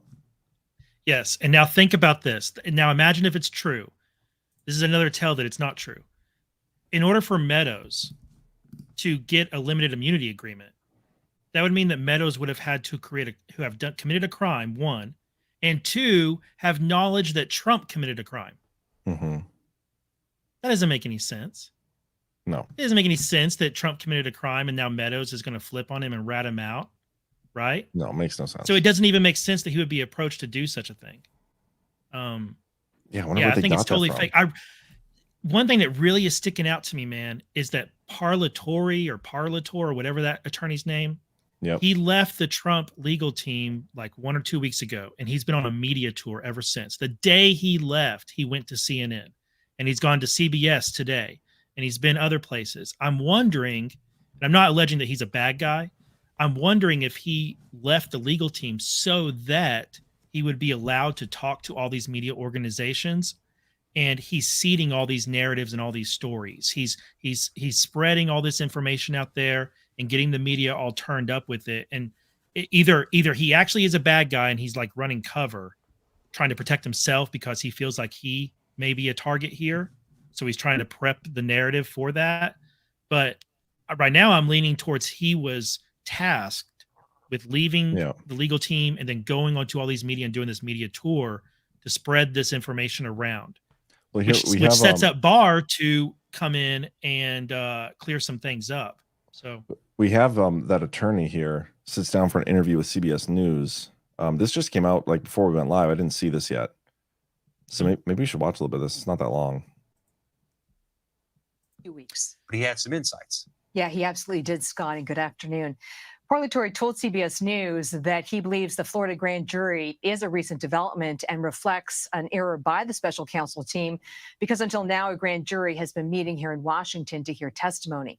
If charges are brought against the former president, Parlatori said he believes that some will be filed in Florida. I think that Florida has the better venue for this. I think that if you bring it in D.C., you're giving a very big, juicy motion to dismiss. Why so? Why so? Because nothing, from everything I've seen. What? Did you catch that? Play those last few seconds again. Did you catch that? That made no fucking sense. Freaking sense. Sorry. Filed in Florida. I think that Florida has the better venue for this. I think that if you bring it in D.C., you're giving a very big, juicy motion to dismiss. Why so? Why so? Because nothing, from everything I've seen, there's no allegations of any wrongdoing that's connected to D.C. or that happened in D.C. The government moved all the documents to Mar-a-Lago. I understand what he's saying. I see what he's saying now too, but he's making a case that if you want to get Trump, you got to do it in Florida. Yeah, because he's not saying it because of the nature of the jury. He's saying it because the conduct that would be charged happened in Florida. See, there's two grand juries at least that Smith is running. There's one in Florida, in Miami, and there's one in DC. The DC one has to do with January 6th. So those actions took place in DC. This one, these actions took place in Florida. And so if Jack Smith tried to move this or charge it in D.C., that's why he's saying it would get dismissed, is because you're charging for conduct to happen somewhere else. He's being anti-Trump here, though, right? Like supposedly? No, but he's from his comments, he's anti some other lawyers that are on Trump's team. But not anti-Trump. Yeah. Okay, maybe we should listen to the whole thing, because he's probably gonna reveal his shit here. So, Donald Trump, he was still president when he landed in Mar-a-Lago. And then once he becomes a private citizen, and whatever happened thereafter, if they say that there's willful retention, whatever the evidence shows, they say that there is obstruction, whatever the evidence shows, all of that happened in Florida. Nothing happened in DC. And so if you can't make a nexus argument as to any overt act that happened in Washington, D.C., then you don't have a case in Washington, D.C. Would have to be brought in Florida. It would have to be brought based in on the evidence that you've seen. Yes. Based on the Monday meeting at the Justice Department between the Trump attorneys and special counsel Jack Smith, Parlatore also believes a charging decision is imminent. Two sources close to the former president tell us that he is preparing himself for a possible indictment, Scott. It's quite something. He's a former attorney, but he seemed to be able to forecast what the legal team is likely to do next. What is he forecasting? Well, Parlatore also said to us that if there is an indictment, they have a well-developed response plan in place, including a motion to dismiss. So just to be clear, when you left former President Trump's legal team about 2 weeks ago, there was a plan in place if he were indicted. Oh, sure. Sure. Any attorney in that situation would want to have a good plan in place. And I have every faith in Jim Trusty and John Rowley and Lindsay Halligan to execute that. Absolutely. And when you left in mid-May, it was part of that plan to file motions to dismiss based on allegations of prosecutorial misconduct. Yeah, I don't want to get into the specifics of what the plans were, and I'm sure that those plans have evolved since. But yeah, prosecutorial misconduct is a big issue that's infecting this case. During his testimony to the grand jury here in Washington, Parlatore alleges that the special counsel prosecutor crossed the line, including on matters of attorney-client privilege. The special counsel's office has declined to comment on these allegations to CBS News. So we hear the phrase imminent being used. Charges could be imminent. I know there's a literal definition of that word, but it's used more loosely in Washington, D.C. What's your sense of it? Based on our reporting here at CBS News, when people say it's imminent, they're really talking about a charging decision at the outside within weeks. But there really is a sense right now, Scott, that this case is on the rim and it could move, in fact, extremely quickly, even in a matter of days. I think it's worth underscoring the significance in the difference between filing a case in Washington, D.C. in the federal system and filing one in the Southern District of Florida. Explain the significance of that contrast. Well, based on the evidence and what we heard from Parlatore, he's making the case, and he's seen a lot of the evidence to date, that it would make the most sense to bring charges if you're looking at obstruction or the unlawful retention of national defense information, to do it sort of at the scene of the crime, which is in Florida, not in Washington, D.C. He also indicated that if charges were brought in Washington, the Trump legal team would move to dismiss. Final thing, I think, is when you start to consider the jury pool, right? And that, I think, has to be foremost in the special counsel's mind in terms of making that decision and weighing the calculus of it. We sure have seen the demography of the jury be important in the January 6 cases. Correct. Where D.C. juries have truly convicted every single defendant to go to trial. Truly. Certainly the Trump legal team is being mindful of where the jurors are and who the jurors could be. Is he cross-eyed? Catherine Herridge in the studio. Great reporting. Thank Good you. interview. I really appreciate your time. You're I welcome. don't, That guy's head. What's going on? John, can we talk like them? no, Can no, we I please will. talk I will like them leave the from show. now on? I will leave the show. He's Well, cross-eyed. Kyle, what you're saying is, if I'm understanding you correct, that weird news speak. So I liked how Parlatore mentioned that Trump was still president when he landed in Florida. Mm-hmm. That was kind of an interesting comment. Interesting, yeah. Next, he singled out some lawyers. He said that he has a really good defense team, and he listed off Halligan and who did he say? Halligan, Trusty, and someone else, right? Yeah, well, those are female. Halligan is the female. Well. Those are not the attorneys he's been attacking in other comments.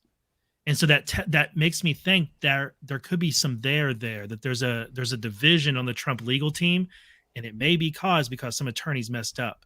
If you recall, the attorneys were having to sign off on a letter to DOJ saying they looked for and recovered all of the documents that DOJ asked for. And I remember specifically one of his attorneys saying she didn't want to sign it. And I think she made Evan Corcoran or somebody else rewrite the statement to change it to her knowledge, it had all been thoroughly searched. I think it was Christina Bobb had him change that document. There's So Kyle, what Trump's, you're saying is Trump's they changed attorneys the document. Trump's attorneys had to attest that they did this search and didn't find anything. And if they swore they didn't find anything like that, and that's what they represented the DOJ, they could get in charge for obstruction because they didn't turn over everything that was they were asked for, you know, or they could just catch a 1001 charge, I think, for lying. But this leads me to think about how attorney-client privilege got pierced with a couple of these attorneys. Now, the only time attorney-client privilege can be pierced is if it's the crime fraud exception, right? Mm-hmm. So that means somebody committed a crime. Smith was able to pierce attorney-client privilege with some attorneys and get their internal communications because he was able to represent to the judge that there's evidence of a crime here. And it doesn't fall under attorney-client privilege. Well, I don't think Trump committed a crime, which tells you probably one of the attorneys did. But he's also talking here.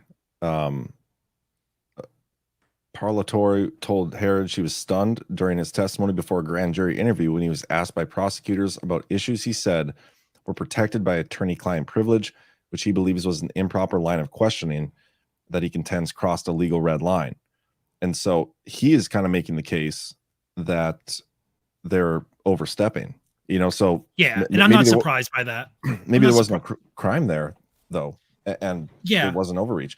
Because also at the same time, isn't Jim Jordan looking into the Jack Smith special counsel, or he wants to, like, to get information about who's taking part in it and yes, what they're doing? Because that's an interesting aspect of this too. Why is he all of a sudden now doing that when this has been going on since they started in January?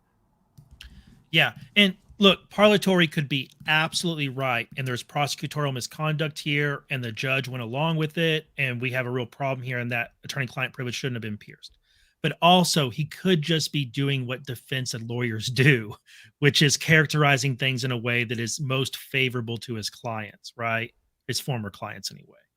So, like, I read that, and I'm like, okay, that could be true, but then I also see that Smith got that access. I'm like, well, the judge here obviously saw something that made her, or he, or it's her, I believe. No, it's now a him. Decide that actually I don't know, because this is the Florida case. Anyway, the DC one is now it's now a guy. What are you, a biologist all of a sudden? I've been working on it. Yeah, I've been learning some things. Well, this is kind of interesting. Let me read a little more of this. After other Trump lawyers handled the Mar-a-Lago search, Parlatore assumed much of the responsibility for the Trump team's search for more documents across the former president's other properties, including Trump Tower in Manhattan, Bedminster. He later appeared voluntarily before a grand jury to answer questions about the search. It was during that appearance that he alleges he witnessed misconduct. After his testimony in a statement, he said it was clear that the government was not acting appropriately and made several improper attempts to pierce privilege, and in my opinion, made several significant misstatements to the grand jury, which I believe constitutes prosecutorial misconduct. So that's interesting. He left in mid-May, which he said was because of infighting among Trump's representatives. I don't know, man. There's some smoke there, man. I don't know if it's because some attorneys messed up and they're pointing fingers at each other, or if it's because Parlatore is on an info op. He's doing this media tour to seed these stories. Right. I like that because it's you mentioned the Scaramucci model, and it's sort of like it sort of aligns with a lot of Trump team and Trump adjacent deployments we've seen over the last 7 odd years, where people inexplicitly and somewhat chaotically, according to the media, enter and leave and change positions. And we've actually been seeing the same thing. I was going to bring this up a little bit ago, but we kind of went by it. Just when we talk about DOJ handoffs and all that, when I was looking into Terwilliger, it's a weird name. Just how even a lot of these people that were in the DOJ at the time, they go into their private law firms, and then all of a sudden they come back to relevance a couple years later, usually with stuff they were doing in those private law firms, start talking to grand juries and all that. So it's certainly like, I was just trying to watch that clip from the context of a total normie that doesn't know about this and thinking, This doesn't seem like the greatest professional move of this lawyer to be going around blabbing like that, right? Like, is it a typical lawyer thing to do, to go sit in on a grand jury and then start talking about it afterwards? Like, that's not, like, no, he volunteered to go there and talk to them. Right. Yeah. That's what I mean. Like, I served on a grand jury, and like you said, I mean, it's like very tightened up, and they're very serious about it. They put the fear of God in you at those things. So, and he's just like, yeah, well, I'm not going to get into the details, except here's literally everything that's going on. So it does feel a little bit like that narrative seeding, and it's coming from Trump's team. One more point is that, you know how we always talk about ex-CIA, like that's not a real thing. I think ex-Trump employee is pretty similar. Like, you're not really an ex-Trump admin guy. Yeah. That's a good point. It's also, it's interesting to me how they never say these documents are classified. They just all had classified markings. Right. Classified markings, classified markings, classified markings. It's in here. Meaning they had been classified at one point in time. But they were declassified. Exactly. That's a great call out. Well, thank you. That was nice. Not for you. I meant good spot, John. So this is just fascinating. We'll see if he actually gets indicted. Like they say, I mean, Catherine Herridge, I consider her to be a fairly good source. Like, she's saying it's imminent, which, I can't remember what the guy said about imminent, but she's not saying it's imminent. She's saying they told her it was imminent. Yeah. Right. It's got the feeling of being imminent. Yeah. I want to point out that today, while like every news outlet, right, left, center, was running with Trump's going to be indicted any day now, all those stories, Trump posted on Truth Social, and it's his most recent post since at least I checked before we went live. It's the first sentence of it is, "Nobody has told me that I'm being indicted." like Trump is like, this is fake news. Oh, he's got a new one. Okay, we'll read through these. Let's go through all caps too. Okay, must be serious. No one has told me I'm being indicted, and I shouldn't be, because I've done nothing wrong. But I have assumed for years that I am a target of the weaponized DOJ and FBI, starting with the Russia hoax, the no collusion Mueller report, impeachment hoax number 1, impeachment hoax number 2, the perfect Ukraine phone call, and various other scams and witch hunts, a travesty of justice and election interference at a level never seen before. Republicans in Congress must make this their number 1 issue. I'm pretty sure you like copy and pasted this part of it from. Yeah, that looks familiar. Yeah, the hashtag 1, hashtag 2 thing. Those seem to be copy and pasted. But anyway, then so far tonight, 30 minutes ago, congratulations to Newt Gingrich on his new book, March to the Majority. And then all caps. Oh, it's got ... That means more is coming. You have to scream this. Oh, this is awesome. Turn down your volume, everybody. I'm going to start yelling. No, shocking. One of the top prosecutors at the Department of Injustice was reportedly so obsessed with getting Trump that he tried to bribe and intimidate a lawyer representing someone being targeted and harassed to falsely accuse and fabricate a story about President Donald J. Trump and a crime that doesn't exist. What the fuck is he talking about? Whoa. This criminal and salacious act from within the DOJ has brought shame and embarrassment to this once great and respected institution, and shame and embarrassment to that man's family. But because of this, there's now extreme turmoil inside the DOJ.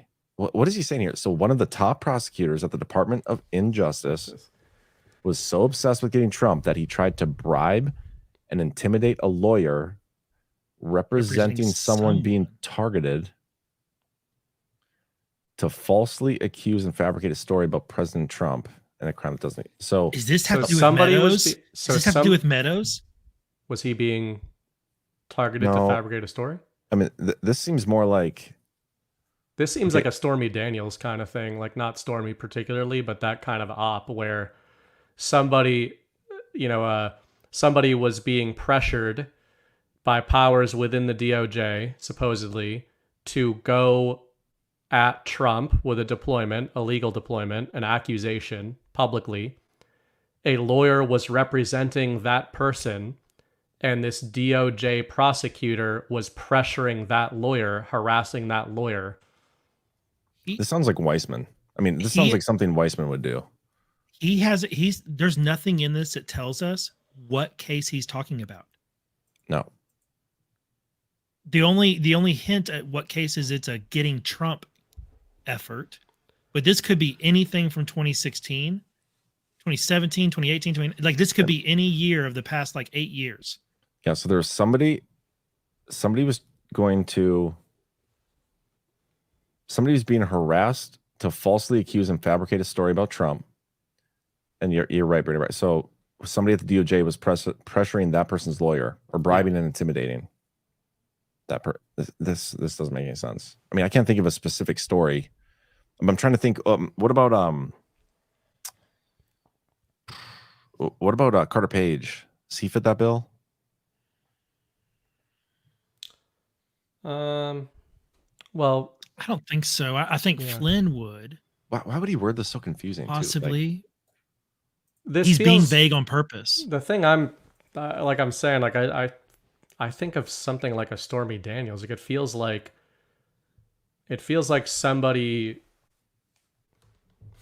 that the media or somebody was trying to get them to make an accusation toward Trump. They lawyered up. And then this prosecutor is pressuring their lawyer, telling them to get out of the way, basically, so they can make the accusation, go forward with an accusation. People are talking about Flynn, Bannon in the chat. Yeah, see here, even this is from a couple days ago. How can DOJ possibly charge me, who did nothing wrong, when no other presidents were charged, when Joe Biden won't be charged for anything, including the fact that he has 1,850 boxes, much of it classified, and some dating back to his Senate day, when even Democrat senators are shocked. Also, President Clinton had documents and won in court.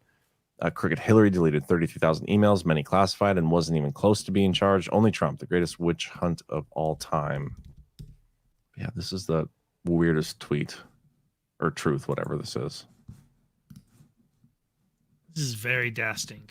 I can go along with it being about Bragg or the Bragg case, but it could also have to do with Mueller's special counsel or this current special counsel. He doesn't give enough information for you to know, and he's doing it on purpose. He's being vague on purpose. There is now extreme turmoil inside the DOJ. I like that. Yeah.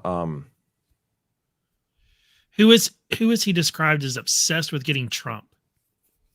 He's too, one of the top prosecutors at the Department of. I mean, who could that? Well, if it's back in time, then it's Weissman, possibly. Yeah. Who, I mean, Weissman tried to get Trump and couldn't. And Weissman was radical about it, and even he couldn't get Trump, which proves how innocent Trump and how guiltless Trump is, right? That even this rabid anti-Trump guy like Weissman couldn't get him. I mean, this could be somebody that we've never even heard of. You know, like who's the lady that accused him of the dressing room thing? It sort of feels like one of those. It could easily be one of those type of situations where you've got this rando that's being pressured to make up a story about Trump. I mean, he says a crime that doesn't exist. I mean, it could be somebody we know, but could it be Alvin Bragg?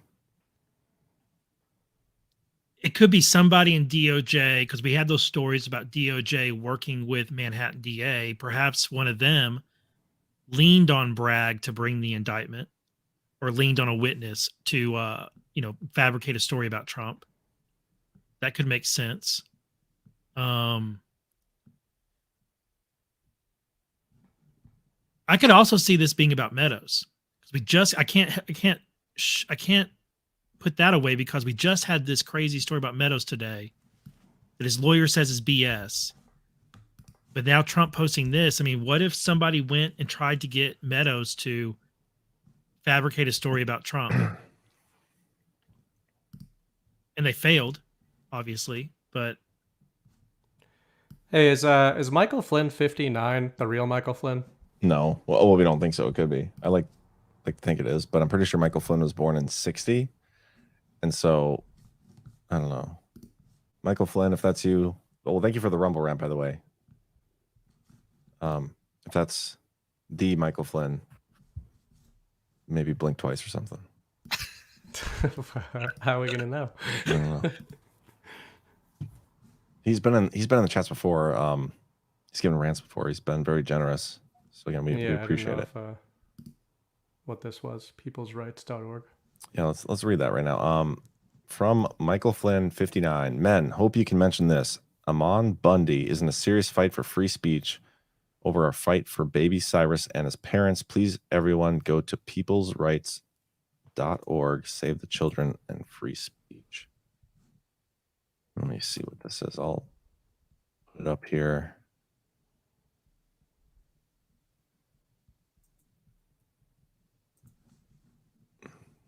Brings us here. Yeah, check it out, guys. peoplesrights.org. I'll have to do a little more research on this, but yeah, I'd love to share this story. Thank you for sending this link. Speaking of free speech, did you see what Fox News supposedly did with Tucker? Did you hear that? Yes. Fox... Hey, thank you, Michael. That was very generous. Yeah, Fox News is trying to sue Tucker because his show on Twitter was wildly successful. Yeah, it had something like 15 million views or so, more. Could you imagine them trying to fight that case though? Like, he's on a social media account, he's doing a quick 10-minute little thing talking about what's happening in the world, and they're going to come in and say he can't do that. Like, talk about a free speech violation if they try to pursue that. Yeah, well, I saw some stories saying that Fox didn't include in their agreement or his contract, it didn't say anything about him doing a show on Twitter. So they really can't bring this suit because there's nothing in his contract that says he can't do a show on Twitter. Right. They're going to have to define terms with these things. Yeah, like something about his contract, like the contract didn't sketch out anything that could fit within what he's doing now. So, well, I don't know that. Pulling up an article here. You can check out what it actually says. Tucker's timing too for that one. He went in hard on the Ukraine, the Kherson Dam stuff that we'll get to in a bit. Which I can't help but look at the timing on that. It was pretty powerful. Yeah, his segment was big. He covered a lot of stuff and basically told everybody something that got like 40 million views that the media's just been lying to us forever. Yep. Fox News Wednesday notified Tucker Carlson's lawyers that the former primetime anchor violated his contract with the network when he launched his own Twitter show on Tuesday, according to a copy of the letter obtained by Axios. Carlson's lawyers said that any legal action by Fox would violate his First Amendment rights. And this is their quote: Fox defends its very existence on freedom of speech grounds. Now they want to take Tucker Carlson's right to speak freely away from him because he took to social media to share his thoughts on current events. I wonder if they have the letter here. The letter refers to Carlson's contract, which was originally signed on November 8th of 2019 and amended February 16th of 2021. That's interesting. Right after the election, or right after Biden was inaugurated. This evening, we were made aware of Mr. Tucker Carlson's appearance on Twitter in a video that lasts over 10 minutes. Pursuant to the terms of the agreement, Mr. Carlson's services shall be completely exclusive to Fox. He continues quoting Carlson's contract. It adds that Carlson's contract says he is prohibited from rendering services of any type whatsoever, whether over the internet, via streaming or similar distribution, or other digital distribution, whether now known or hereafter devised. Oh, that doesn't sound like something that precludes Twitter. That's pretty normal. Or that's something that would encourage. That's pretty normal legalese, where they try to future-proof themselves with any emergent technologies or anything like that. But that wording I wouldn't think would apply to Twitter, because that's usually talking about emergent technologies, emergent platforms, etc. Twitter is something that was a known, social media platforms are a known commodity during that time when that contract was signed. I don't know. I mean, I think it would be difficult for them to enforce that. Yeah, I want to see the freaking contract. But I don't know. But, that's the guy just on a baseline level. Not only is Tucker a huge name and he's talented at what he does, but we've talked about the sort of normie MAGA base that watched, they weren't quite Fox people. They were Fox people 10 years ago, and they sort of became Tucker people. Then they'd watch some Hannity and stuff like that. But Tucker really became the driving force of that network.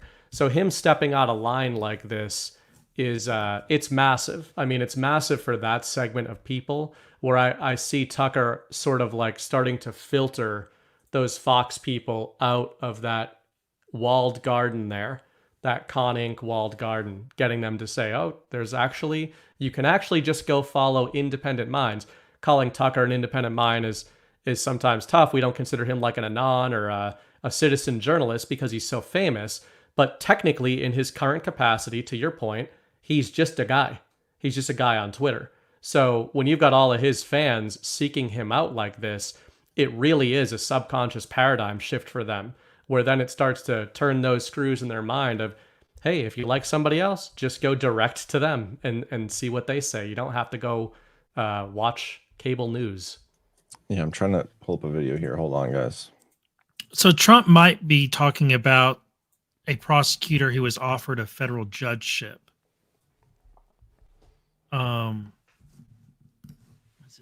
senior prosecutor working on the case tried to influence a key witness by discussing a federal judgeship with the witness's lawyer. The allegation is still pending in the secret case that is before James E. Boasberg. So that could be what he's talking about. Got a target notification. It is This is kind of new. the president's team got a target notification. It is a required notification if someone's about to be indicted. When you look, when the president was questioned by Maggie Haberman, he wouldn't answer the question of whether he got a target notification. He's trying to have a bunch of semantics here. Listen, the truth of the matter is his lawyers got a target notification. There are also a very serious corruption allegation against the prosecutors that are pursuing the president. The president should focus on that too. There is a allegation pending before the chief judge of the U.S. District Court in Washington that a federal prosecutor dangled a federal judgeship in front of a lawyer who was representing one of the witnesses in the Trump. There we go. This is it. Documents case. That is a very serious matter. I can assure you both elements of my story are 100% accurate. And I trust you as well, John Solomon, that if you write it. I'm going to rewind a little bit and listen to that part again. There's a allegation pending before the chief judge of the U.S. District Court in Washington that a federal prosecutor dangled a federal judgeship in front of a lawyer who was representing one of the witnesses in the Trump documents case. That is a very serious matter. I can assure you both elements of my story are 100% accurate. Wow. I trust you as well, John. If you reframe this too, when we talk about the Mar-a-Lago raid and everything, talk about smoking people out of the DOJ. So whatever prosecutor this was, they got honeypotted there. Yeah, trying to get somebody to turn on Trump. Let's see if he gives you more detail, because there's a couple minutes left on this. And thank you to who posted this? Baby Lives Matter on Telegram. Thank you. John Solomon, that if you write it to be true, I believe it. You can take that to the bank. So this idea of dangling this carrot in front of a witness, now because of you, I'm being told from Just the News and your reporting that the DOJ doesn't want to suspend the investigation and look into this. Yeah, that was a request that the Trump lawyers made after they got the target notification. They went to Justice Department and said, hey, slow down for a second. Look at this thing, because it could really affect the outcome of the case. They went to the Deputy Attorney General's office. That's run by Lisa Monaco. I don't believe they met with her, but they met with the office. And then in the last 24 hours, the DAG's office, the Deputy Attorney General's office, came back and said, we're not going to slow things down. You can take this to the court. You can take it to OPR, the Justice Internal Cops, but we're not going to slow things down. And so they're back to where they are. By the way, that conversation wouldn't have occurred if there wasn't a target notification. They're kind of intertwined, but this weaponization of the Justice Department, we keep seeing it, right? We see that Joe Biden has an allegation against him in 17. They're still not dealing with it in 23. And meanwhile, they're trying to charge the president with basically a paperwork crime. It's really remarkable how the two standards are just sitting in front of the American people. Also, Kash Patel, not that this is anything new, but he penned an op-ed for Real Clear Investigations today that I saw come across my feed before the show went live, literally just running down all these talking points of weaponization of the DOJ. Obviously, we've seen them do this a million times, but it really, when we talk about the war of stories and narratives, that is the one that is being pushed hardest by Trump's side in 2023 is getting that out there. There's a weaponization of the DOJ. It's partisan, which is going to be interesting because what it does is it makes the media industrial complex close ranks around the DOJ and around the justice apparatus. So then you take that in parallel with what we see out of Comer and Wray, and what real charges, not indictments, but convictions can be coming on the other side. You can see why they'd be doing that. The tricky thing is that there is weaponization of the DOJ that we've seen here. So what's tricky is it's sort of like the election stuff where even if we can unrig it, we need reform. So there does need to be reform in the DOJ, but maybe we'll get real convictions as well. What does this tell you about the case that they're bringing? They have to try to bribe an attorney for somebody with a judgeship to try to get them to turn on Trump. What does it tell you? Good point. Well, Kyle's even said recently about DeSantis that he's referred to the DeSantis campaign's only hope being a wreck out of the Trump campaign. It feels like these indictments, like if we get away from the idea that patriots are seeding this stuff, which I think they are. I think that they're baiting these indictments. I think Trump wants to be indicted because he comes more powerful every time they do. If we look at it from the other side, then it's like the wreck out paradigm where they're just trying to they just are hoping that throwing indictments against the wall, they know there's not going to be convictions. They're just throwing indictments against the wall to see if they can somehow derail this. But it's not a great plan. Yeah, I'm curious to find out more about which prosecutor did this. I mean, because wasn't it interesting that Jim Jordan just the other day was trying to figure out who is working on Smith's team? Jim Jordan wants to know the same information about the Jack Smith special counsel as Congress was able to obtain about the Mueller special counsel and Durham. They want the charging documents and memo that lay out the scope, and they want to know how many FBI agents are assigned to the Jack Smith special counsel. They want to know how many of those FBI employees also were on the Mueller special counsel.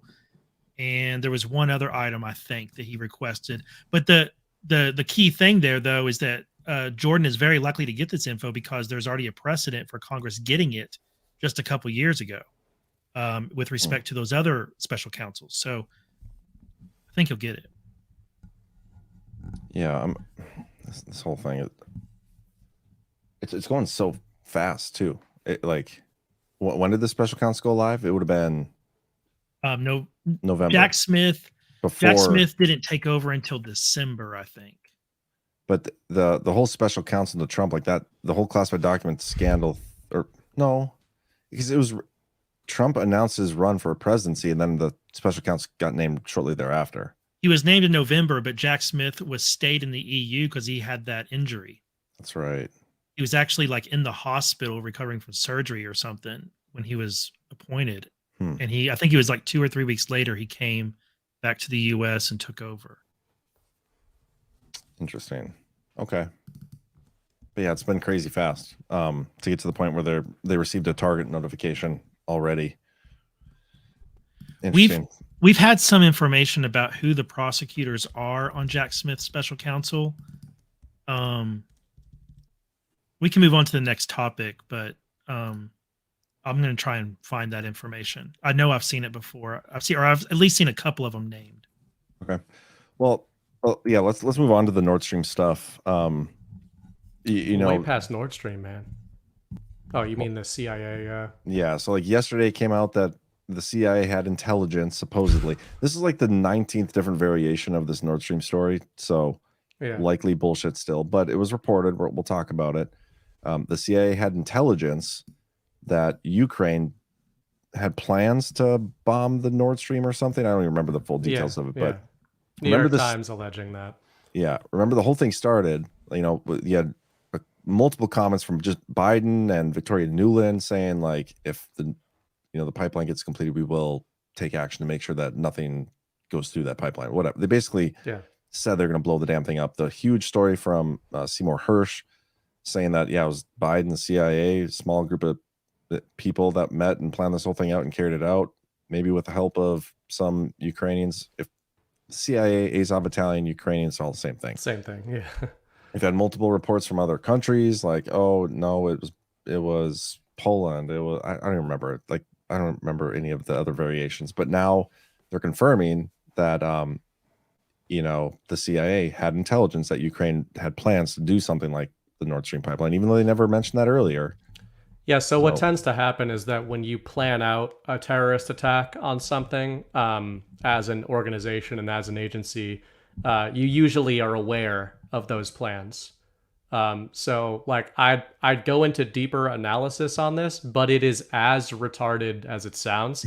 And I say that as like a encouraging thing.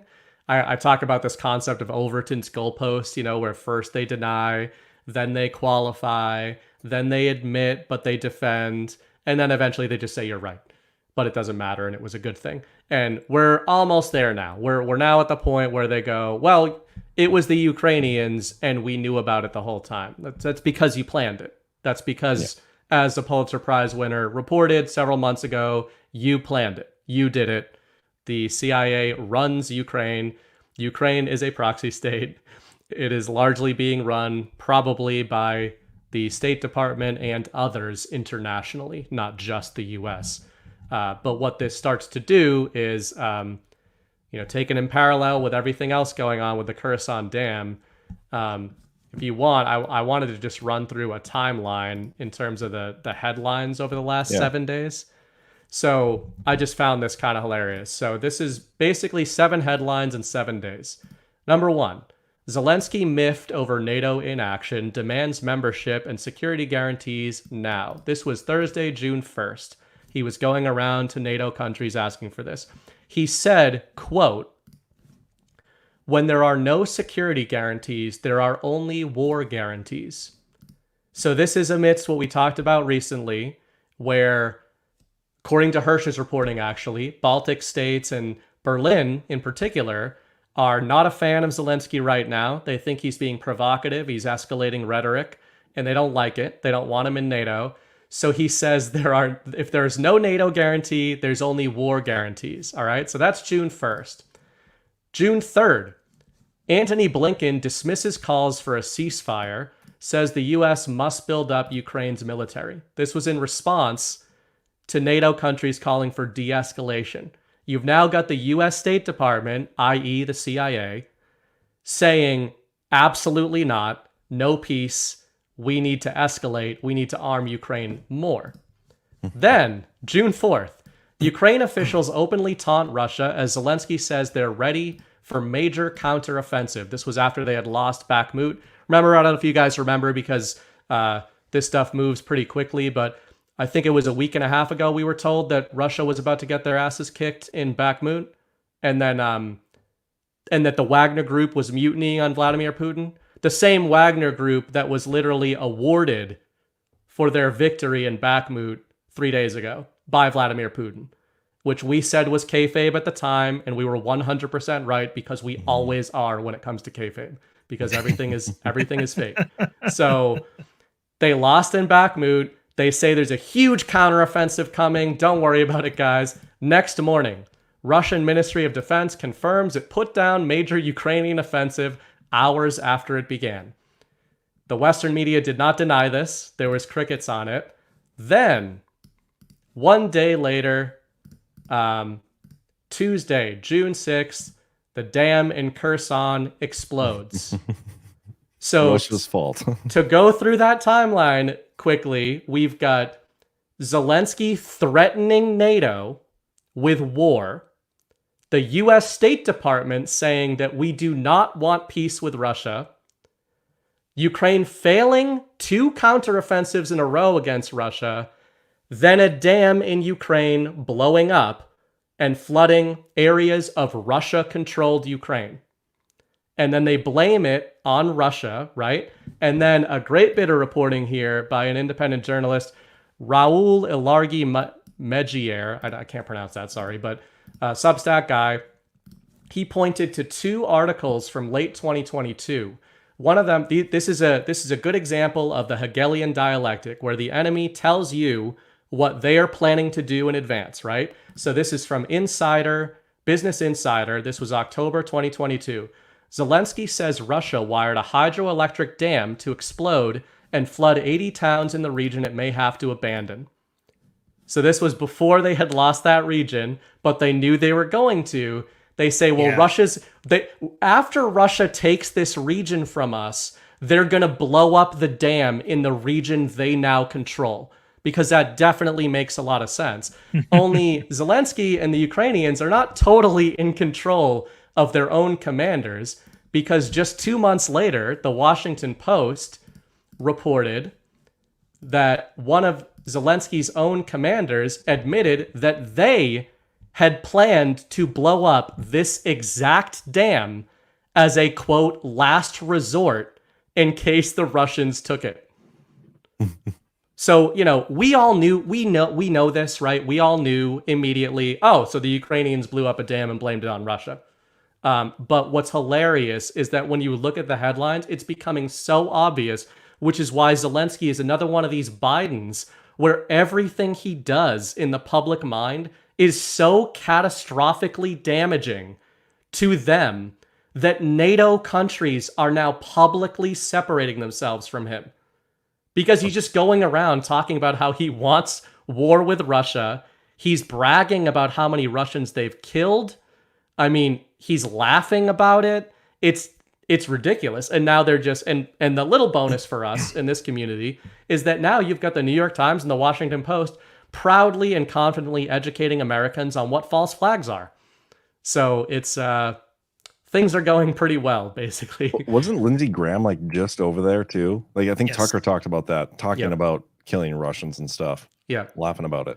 Well, and that was funny because Graham didn't really disavow those statements. So Graham didn't do himself any favors. But speaking of how badly Zelensky is looking to the public mind right now, Zelensky's office edited two video clips of Graham speaking together that were completely out of context to make it look like Graham was celebrating dead Russians, which is not what he said. I'll play it right here. I think this is it. Free or die. Free or die. Now you are free. Yes. And we will be. And the Russians are dying. It's the best money we've ever spent. Thank you so much. No, yeah. That's what you're talking about, right? Yeah. Yep. Yeah, those were from two completely different points in the conversation. Yep. Russians are dying, best money we've ever spent. So, and again, this just whether I'm not playing white hat games with Lindsey Graham. I don't know, but I don't really care. He went against the Kremlin a day later when the Kremlin put an arrest warrant out for him. It's all posturing like we've talked about. But the significance of that, if you're just a normie engaging with the news cycle, you've got this prince in Ukraine, the Luke Skywalker, we've been told, who's editing a clip together of a senator to make it look like he's laughing about spending money on killing Russians, when the same media apparatus is telling you that Zelensky wants peace and that Putin is a warmonger. So, and all the while too, what I didn't even mention that people watching have probably seen for the last 2 weeks is, whether they're real or not, there are report after report of Russian civilian territory being targeted by drone strikes and all kinds of stuff. So the Ukrainians are escalating into Russian territory. The CIA, well, this is another hilarious CIA thing. They've admitted that the Ukrainians have kinetic assets within Russian territory that are staging attacks. The CIA knows this, which is why many of us believe that the little drone strike that poofed above the Kremlin was probably not the Ukrainians. Like you said, there's no difference. Let's check in on some super important insight, because I'm definitely curious what Nikki Haley thinks about what we should be doing with Ukraine. Former President Trump has refused to say whether he believes Russia should win the war or if Putin is a war criminal. Florida Governor Ron DeSantis referred to Russia's invasion of Ukraine as a, quote, territorial dispute. What do you think of that? I think that that's a mistake that too many have made. That's exactly what got the Europeans in this position with Russia in the first place, is that they're too trustful. You can't be trustful of a regime that goes in and tries to take away people's freedoms. What we need to understand is that Ukraine has the ability to win, but we have to think bigger than that. And for them to sit there and say that this is a territorial dispute, that's just not the case. To say that we should stay neutral, it is in the best interest of America. It's in the best interest of our national security for Ukraine to win. We have to see this through. We have to finish it. If I misspoke, I meant to say that Trump refused to say whether he believes Ukraine should win the war, but you obviously knew what I was talking about. Yeah, so that's just retarded. I think y'all missed a trick on this article about the New York Times. Which one? The CIA. The one I linked in the private chat that you haven't brought up yet. I think y'all missed a trick on it. I think this is a unique moment where we can read this article and accept it as literally true and accurate. We can do reverse Hegelian dialectic on it, but I think this article is. I think this is spot on. It's just your interpretation of it, like the reader's interpretation, their own biases lead them to believe one way or the other about it. Which parts, like this right here? What sticks out to me is it says that details about the plan were collected by European intelligence services and shared with the CIA in June 2022. So this plan was active and the European intelligence agencies didn't know about it. So they gave the lead on it to the CIA, and the CIA is like, "Oh shit, they're onto us." Is how I'm reading that. And then they provide there's specific evidence that's provided there, but the European intelligence report was shared on Discord by Jack Teixeira, that leak from that Air National Guardsman. That's why we know about this. We don't know about this because anonymous sources came forward and seeded this. We know about it because that Air National Guardman leaked this information on Discord. The intelligence report was based on information obtained from an individual in Ukraine, and the source's information could not immediately be corroborated, but the CIA shared the report with who? Germany and other European countries last June, according to multiple officials, people are familiar with it. So they let those countries know, guys, we're about to do something in the North Sea. Could y'all just go ahead and not mention it and not pay attention to what we're about to do? Well, that's why they also had the Nordic countries investigate it. And then they were like, everything's fine. Yes, and officials in multiple countries confirmed that the intelligence summary posted on Discord accurately stated what the European services told the CIA. So I think what's going on here is that European intel services figured this out and went to the CIA to let them know that these groups were planning this attack. And then the CIA had to get back to them and be like, "Hey, yo, don't interfere with this. This is us." And then they all played dumb after it happened. Yes, because they couldn't admit to their own people they knew about it. Imagine if Germany, right after Nord Stream got attacked, imagine if Germany announced, "Oh, damn it, we had some intel on that back in June. Yep. Darn it, we should have stopped those guys." It's sort of like the 9/11 reports with the Saudis. Yes. Like they can't come out and go, "Yeah, I mean, we might have known about it." Yes. Interesting. Yeah, anyway, no, that's my take on it. I'm reading. I totally like, agree with that. hey, I didn't mean to imply. I didn't mean to imply that this report is false. What I'm saying is that they're hiding behind that this is literally true, but it was the CIA, right? It may have been Ukrainians. It may have literally been Ukrainians who carried this out, but this was a CIA op. Yes, I mean, for sure. This explains why once the Europeans started investigating, they immediately were like, "We got the boat, we got the passports, we know where the van was rented, we know where the yacht was rented from, we got explosive residue, we know it was a doctor who acquired the explosives." This is how they knew it. They had the intel way before this happened. Well, not way, but months before. Well, and it makes the Biden administration's comments about this, like initially right off the bat, they had intel that somebody from Ukraine was going to do this before it happened. And right when it happened, they were blaming Russia. They blamed Russia initially. Yes. They had to deflect. They had to immediately deflect it onto Russia. Yep.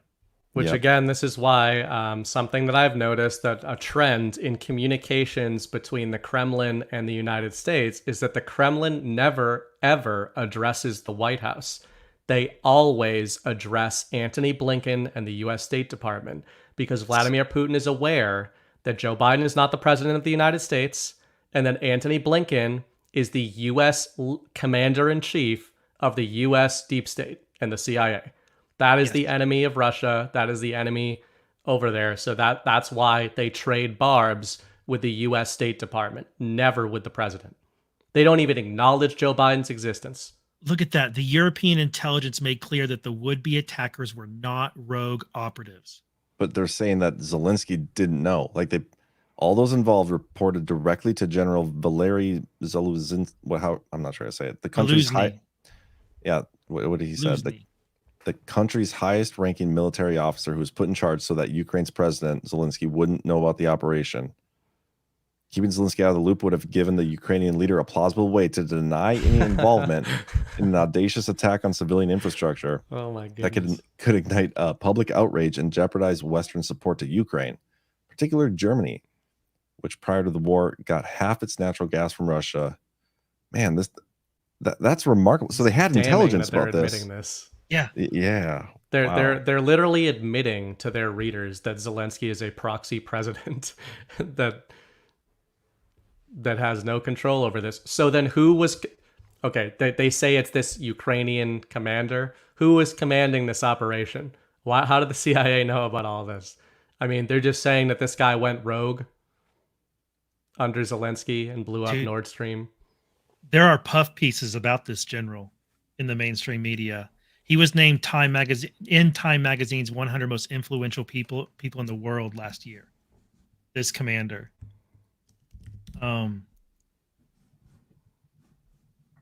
They even talk about ball tops. This kind of jives with the Seymour Hersh article. Yes. The intelligence summary says that the Ukrainian military operation was put on hold for reasons that remain unclear. The Ukrainians had planned to attack the pipeline on the heels of a major allied naval exercise known as ball tops, which ran from June 5th to 17th, 2022, according to the report. And dude, that's like word for word what Seymour said. Yes, and that's when they got the intel reporting, so they had to let everybody know we used that time period of these operators did to plant the explosives during that time frame. Yeah, let me I'm gonna pull up the Seymour Hersh article here.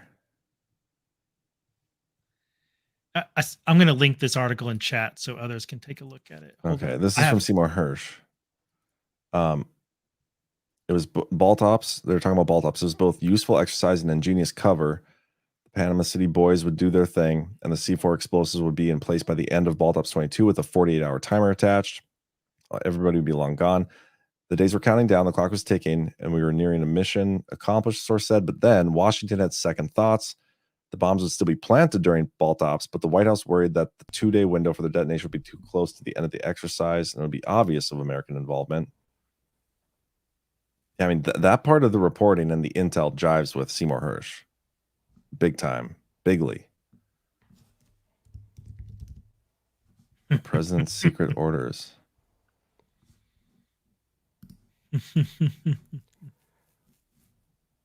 Holy cow. One of my favorite recent examples of the State Department thing was let me see if I can find it here. John Kirby issued an estimate. This was in early May, an estimate of Russian casualties, where he said 100,000 total casualties, 20,000 KIA, 80,000 wounded. And again, Joe Biden, very recently, actually, he was at the G7. Joe Biden was ranting and raving about Russia and all that, and being a gangster state and all this crap. No response, complete crickets from the Kremlin. But Kirby goes out there talking about casualties, and the same day, the Kremlin responds. And what do they say? Dmitry Peskov mocked and dismissed John Kirby on Tuesday, saying the White House is pulling numbers out of a hat. Further stressed that the U.S. White House cannot possibly know any of what's coming out of the State Department. Pulling figures out of a hat, Washington does not have the opportunity to give any correct figures. They do not have such data, and this is how it should be treated. This is fascinating. Kirby also refused to give casualties on the Ukrainian side. This is one of the articles that I share, and on social media sites, people tend to just yell at the headline in the comments. They just yell out things in the comments without reading the article. But if you open it up and read the article, it's like, oh shoot, there's a bunch of dasting stuff in here. Well, yeah, that's what's great about these things, where there's a lot of actual. We talk about the actual. There's a lot of actual in here. It's just how it's being framed, and this is what I call Overton's goalpost, where they've now moved backward to the point where they're saying, okay, guys, all right. So first, Nord Stream was Russia, right? Remember when it was Russia who blew up the pipeline? Then it wasn't Russia, but it doesn't matter who it was. That was the second point. Then it became, it was the Ukrainians. Now here's in detail exactly how it happened. Ukrainians carried it out, and the CIA knew about it 6 months in advance. ... This is an interesting line here. While the U.S. intelligence officials were initially skeptical of the European reporting, they have long been concerned about aggressive operations by Ukraine that could escalate the war into a direct conflict between Russia and the United States and its NATO allies. What were we just talking about earlier about who wants to be at war, Bernie, right? The State Department. Exactly. So it's interesting because remember they don't want to be at war, John. They just want no ceasefire and to increase munitions. See, like the U.S. intelligence officials who got this reporting from the European officials, they probably wouldn't know anything about this plan. So they're looking at it and they're like, oh shoot, I need to send this up the ladder, right? And this is a concern for them. And then they send up the ladder and they never hear anything else about it. A couple months later, boom, Nord Stream blows up. Can you imagine being the low tier guy who got this intel and was like, oh, I better send this up. This is important. And then 2 months later, you see that explosion. Yeah. And you have to bite your tongue this entire time until an article like this comes out. And what you wonder is, I've been seeing headlines I saw one the other day of, has the U.S. lost control of Ukraine, which I thought was a hilarious headline because I think it was an unintentional tell of, what do you mean has the U.S. lost control of Ukraine? What are you talking about? You mean the totally independent nation of Ukraine? But this is what's happening now among these globalist Western allies, where they're all kind of getting together and going, Zelensky's getting a little... He's getting a little lippy. We're starting to lose control of him, which makes you wonder about him again. He could just be a crazy, out of control maniac, or there could be something else going on. Yeah, even you can't have a perfect phone call with a maniac. Get him, Kyle. Officials in Washington and Europe have admonished Ukraine for attacks outside its territory that they felt went too far after a car bomb near Moscow. I did want to read this paragraph. This is the one. This February, on the eve of the war's first anniversary, Ukraine's military intelligence agency agreed at Washington's request to postpone planned strikes on Moscow, according to another intel document leaked on Discord. That incident illustrated a broader tension that has existed throughout the war. Ukraine, eager to bring the fight to Russia's home turf, is sometimes restrained by the United States. But that's not necessarily true. Like, remember the HIMARS rocket story? The HIMARS rocket? Yeah. It was the United States military who did that stuff. Washington is separate from what the military's wanting here. That's why who's firing these drones? I think these are CIA I think that's drones. what they're getting at. I think they're trying to obfuscate a bit exactly how they're restrained. They're just putting it there so that the reader would imagine, oh, it's Biden and them calling Zelensky and telling him, don't go too far. But no, it's the U.S. military who's literally making weapons and equipment worse before we give it to them. Also, actually, Kyle, to that point, when you reframe as well, all of the the preceded, just these back-to-back headlines. The look at these two headlines that I read off. Okay, so Ukrainian officials openly taunt Russia as Zelensky says they're ready for counteroffensive. Next morning, Russia says it put down major Ukrainian offensive hours after it began. This literally looks like an Office skit, right? Yes. Where it's but we've talked about, if you're Ukraine, Guess what you don't do in a super, very serious war? You go into the media and go, our offensive kicks off at dawn. Remember, our secret counteroffensive. They hacked Crimean television this weekend to post a video saying, tomorrow we launch our counteroffensive. Yeah. They did. Which is why I'm one of those weirdos. They did that? Yes. Which is why I'm one of those weirdos who does not believe almost anything that comes out of there, including the actuals. So there was a broadcast going on that that Ukraine hacked. Yeah. Yeah, they hacked Crimean television. This video announcing their upcoming counteroffensive. Speaking of broadcast hacks, that's what I was going to get to, but like I'm just trying to process that. Like, if there are rogue elements inside Ukraine, and you have intelligence that they're going to be attacking, something that like a military aspect of the United States might want to do to warn these people is something like that. That may not be them actually announcing it. It might be somebody just foiling. It could be Ghost. Yeah. I put a link right there if you want to take a look at it. They did. Surprise attack tomorrow, Salt Muncher.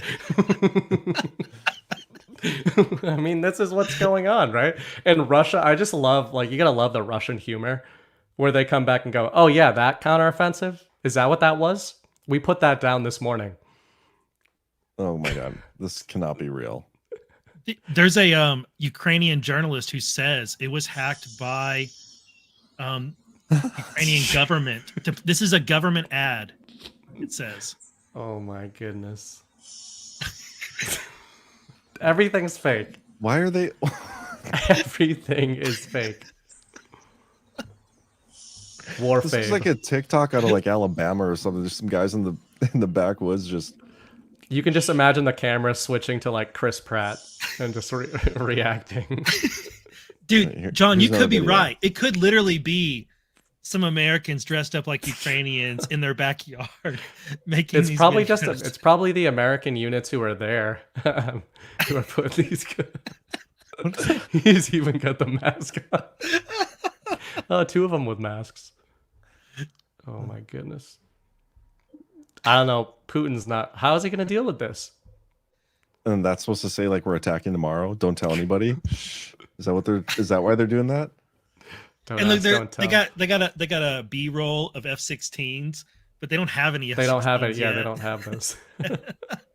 They're just playing footage from Top Gun. Unreal.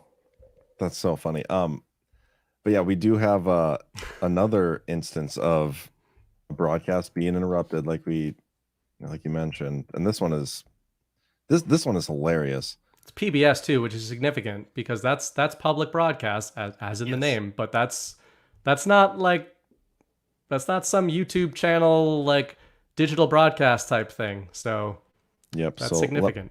Let me play this from Kate Awakening's account. President, I'm honored to welcome the 46th President of the United States, President Joe Biden, as our commencement speaker. What a profound honor for our Academy and our graduates, Mr. President, to have you here today. We thank you and we welcome you to your... The ballot box is where a person comes in, looks around, goes in, and then I think one person stopped at 28 different sites, 7 or 8 votes each, but they had hundreds of them and thousands of them. If we don't have free, clear, fair elections, and if we don't have strong borders, we don't have a country. I mean, think of those two things. We need elections. They have to be free, and they have to be nominated chairman of the Joint Chiefs of Staff. And guys, that was legit. Oh yeah, that's the actual PBS broadcast. Yeah, because they later came out and said PBS took down the post, and yeah, that's as ghosts in the machine as it gets. It is, man. And sitting next to Biden is the next chairman of the Joint Chiefs of Staff, I believe, wasn't it? Is that the one cracking up? The guy, yeah, the man that was sitting next to Biden. I'm pretty sure that's CQ Brown. Yeah, right? I believe so. Yep. It looks like he's trying not to laugh. Yeah, the whole thing is just it's nuts. Especially obviously the context of what they're talking about. Their explanation too, due to a technical issue with our feeds, Audio from another event appeared during this stream. We've edited the video to remove the incorrect audio. But how is that possible? Like, you have a live stream going. A live stream. It's not. It's not possible. Like, there is no overlapping of audio feed from however long ago. That was intentional. That'd be like somebody else's broadcast coming over this live stream. There's no Dude. mechanism through which that happens. We know what happened. Yeah. The ghost freaking hacked their stream and put that in it. At the That's exact what time that they're introducing the president, and they're introducing how he became the president. Yes. And they're tacitly telling all of us that Patriots are in control. So don't worry about it. Yes. So funny. Anyway, let's get to the rants. We got a lot of them, and so we appreciate all of you who've given them. Pull them up on the screen here. 1027 JS, hello all. Ashley Dog 90, love this show. Thanks for all y'all do watching from Mississippi. Probably where they filmed that video, Ukraine video. Yeah, it looked like it. Andy Artist, you three are the best. Thank you. Ghost of Base Patrick Henry, my boy, mega based Salmon backed by Trump. Solomon backed by Trump live. Just straight up purchased the PGA, a hallmark of corporate America in a hostile takeover. Yeah, that live golf deal. Yeah, and that was the Saudis. Yeah. Which is interesting. Yeah. I'm very interested to get the details of that. A lot of people are pissed off, like in the PGA. I mean, because here, go ahead. Oh no, go ahead. I was going to say something different. I was going to say the people that I mean, just this is more of a sports talk show, whatever, for the sports talk show, but it's just interesting that, like, the people that took the deal for the live, like, made bank millions and millions of dollars, now come back to the PGA way richer than everybody, and like all the people that stayed in the PGA, loyal to the PGA, are like pissed off that they sold out. It's an interesting dynamic right now. I was just going to say, Ghost of Base Patrick Henry, for anybody that didn't see it, just joined the Badlands Substack. His first one came out Tuesday. It's he's starting a series on there called The Patriot Chronicles. But I think a lot of you guys watching would really like it. He's basically going to take a trip down memory lane and look at a lot of he relates it to a digital version of Trump's Garden of Heroes. Remember Trump gave that speech a few years ago talking about the Garden of Heroes and commemorating American history. So he's doing some writing on that, talking about American Revolution, a lot of stuff in American history, and relating it to the current time. Sons of Liberty, all that kind of stuff. So it's really good because we usually don't dip back into American history all that much, except to make just little brief asides to what's going on now. So it's good stuff. Yep. Absolutely. Check it out, guys. Badlands.substack.com. Coat Herder with the Q. My rant is my pinned truth. Please read it. Important. And then got the link. I'll post that in the chat again just so you guys will see that. Razor Sharp. I'm late. Nail biting day. So much is happening. I will flip out if they indict Trump. Don't flip out. Remember how they indicted him last time? And everything was fine. Yep. Papa DB1. How complicit is Dr. Jr. in all of this? What up, BV or VB? Do you guys How complicit is Dr. Jill, maybe? Or Dr. J, the basketball player? I don't know. What up, BV or VB? I don't. We can't figure it out. Your comms are too complex. Yeah. Mad 1990. Rudy streamed a podcast today titled Orange Haze Engulfs New York City. Yeah, I'm trying to get Rudy on the show. So awesome. See what happens. Razor Sharp. Kyle's spitball on Telegram today led me over the edge. I wonder if my nerves are going to hold up. Yeah. Oh, sorry. I didn't mean to lead anybody over the edge. I just wanted to entertain the idea of if Trump got indicted, how that might go and what upsides there would be. So yeah. We'll see what happens. The news is insane. Angie K, y'all remember John Solomon was met at his mailbox by 2 FBI agents that secretly told him where to look about the crossfire hurricane and Trump. Yeah, that rings a bell. Interesting. Mark Pate 66. Look, it was in your face that they could get whoever they wanted in the president's spot. Rick whatever. Tack right X-ray goggles. Heck yeah. Gosh, I hope I get a pair of those. If I get a pair of those, I'll wear them for an entire power hour. Maybe not really, but I will definitely show them off. Tam J1116. I think when he goes to pardon himself or his son, they, the Dems, inform him he can't because he actually isn't the duly elected president. No, I mean, like you said earlier, I think they'd let him try to do it. I mean, the narrative that would create would be insane. Julie JN, BB, I will have you know that last night when there was an unusual noise outside at midnight, it was me outside with my flashlight as my husband was sleeping. I told her you got to drop that guy. Does that make sense? I don't get it. That's not the guy. I was saying you got to keep the ladies inside during the zombie apocalypse, and the guy should be outside with the tack rights. And she's saying my husband doesn't check on the noises I do, so that's not the guy. Like I said, I told all the ladies in chat, and some of you maybe you took me up on it. You got to ask your guy if he's got a sound zombie preparedness plan.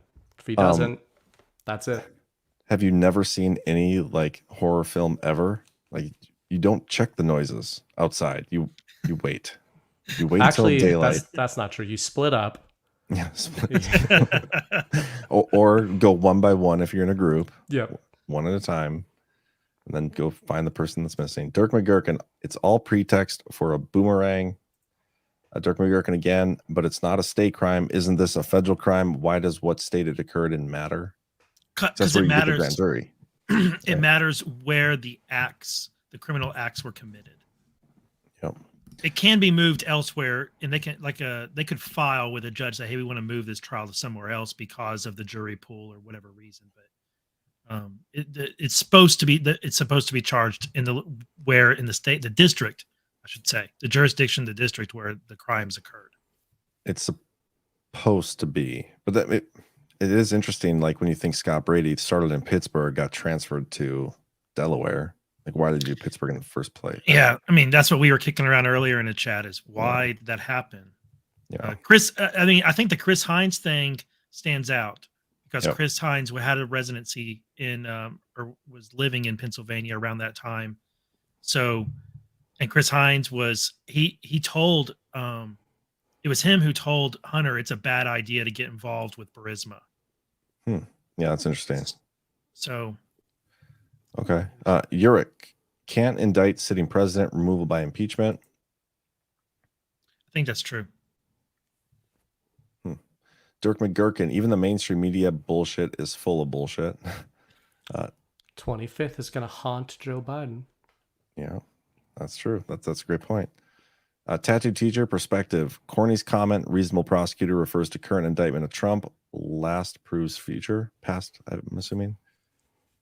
K.L. Mickelson, Vegas born and raised and a Badlander. Thanks for all you guys do, BB. There's nothing like hockey in the Vegas desert. Go Knights, go. Yeah, was that tonight, the latest one?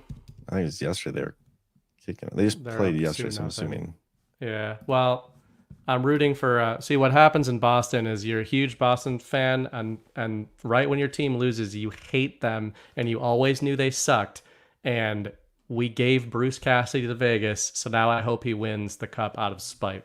I want Florida to win personally, but Shelty Mom 0122. I love how you three bring ideas together. Gives me food for thought. Thank you.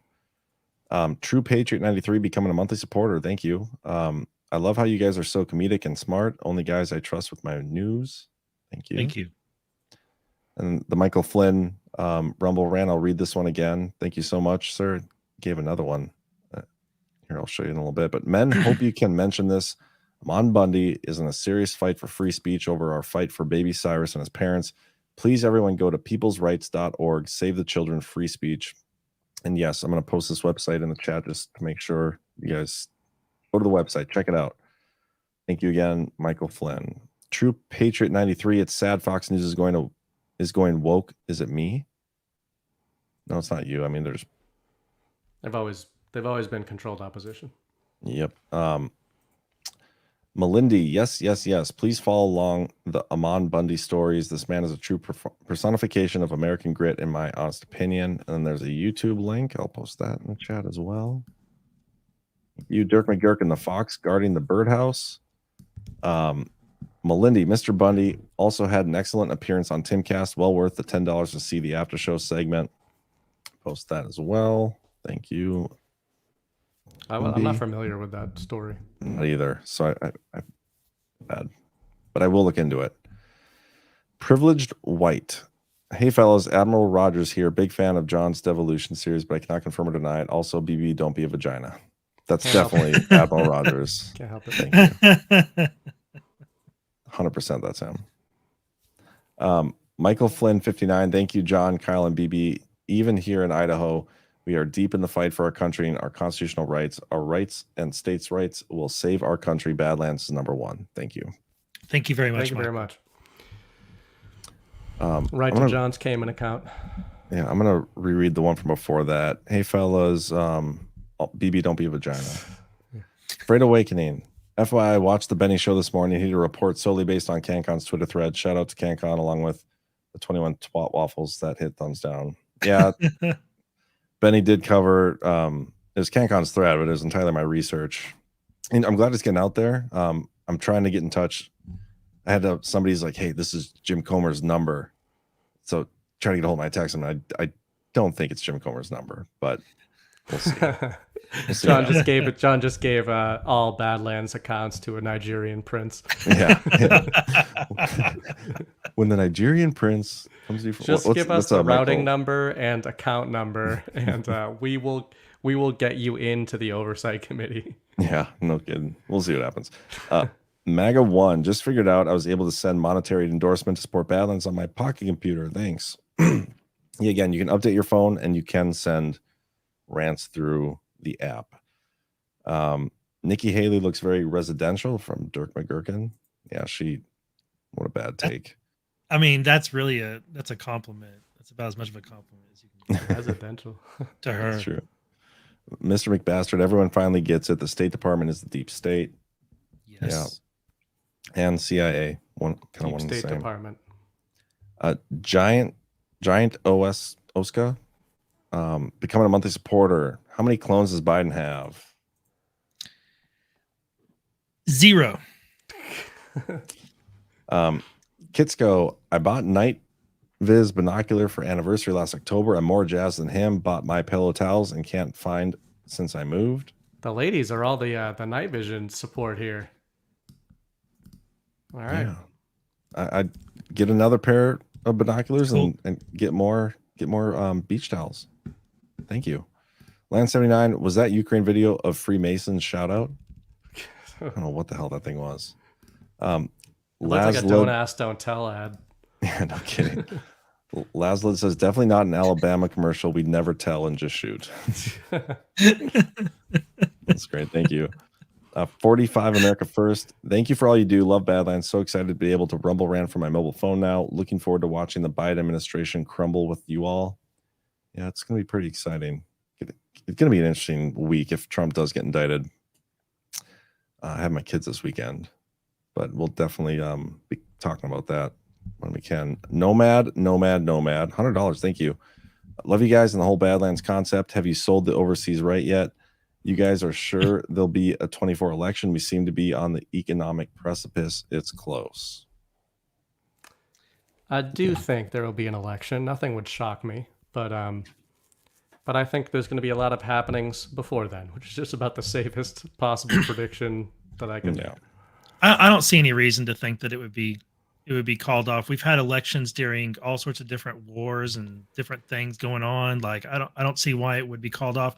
And even if you think it might be, I still think it's best to operate as if it is going to happen. Trump's going to be the nominee. We're going to turn out for him and get our friends turn out for him. Like I think that's the best approach. I mean, by the way, today the House was it the Oversight Committee? They introduced the ACE Act, the American Confidence in Elections Act. So I haven't looked into that specific act, but these are the types of things we say that these problems could be cleared up all of a sudden. It wouldn't take a whole lot. It just depends on whether or not we have control. Well, we'll see what happens with that. I haven't actually read the details of that, but from a narrative perspective, how could a Democrat justify voting against that bill? Again, I haven't read through it yet, so I don't know the specifics, but that's a sweet bill to put forth just because you put them in a pickle, and then you have to watch the mainstream media explain why they didn't vote for that bill. Yes. Mega One supporting the Cayman Islands account. Thank you. Always appreciate fattening that account. Julie JN, I believe in confronting your fears. That's why I'm so comfy with what's going on right now. Also, my hubs and I have been together for a long time. I'm used to it. Somebody been watching Dune. Godegard, becoming a monthly supporter. What's up with Pence running?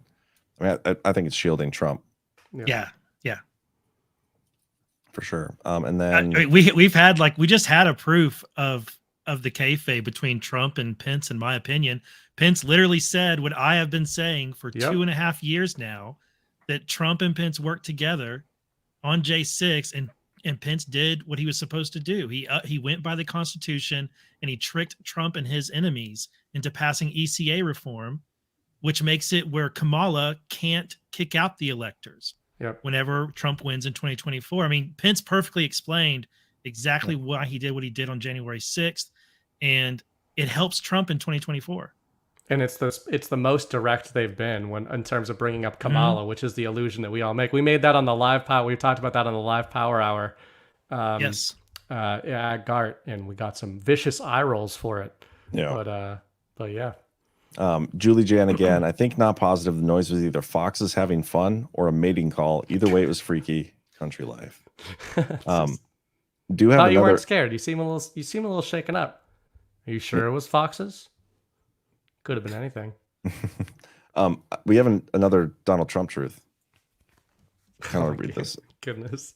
So we'll end with this. Page 2 of the Trump truth.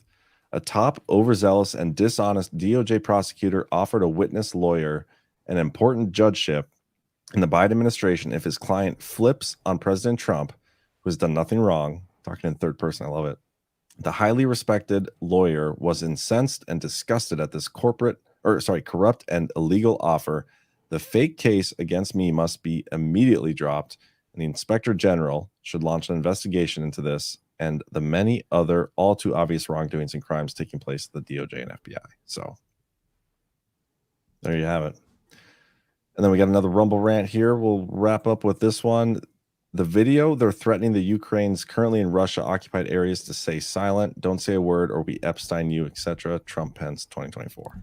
Yeah, see, the problem with that is that a single Russian would have seen that broadcast and told the Russians that is happening.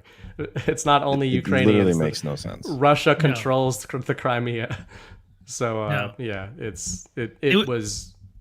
It would make sense if it was in progress, it already started and was happening, and they took over emergency radio to broadcast a message or something. It's all fake. It just makes zero sense to telegraph. It's got to be Ghost, man. Yeah. It's got to be Ghost. And not you're putting on public TV to everybody. Yeah. Makes no sense. Anyway, good show, guys. That was fun.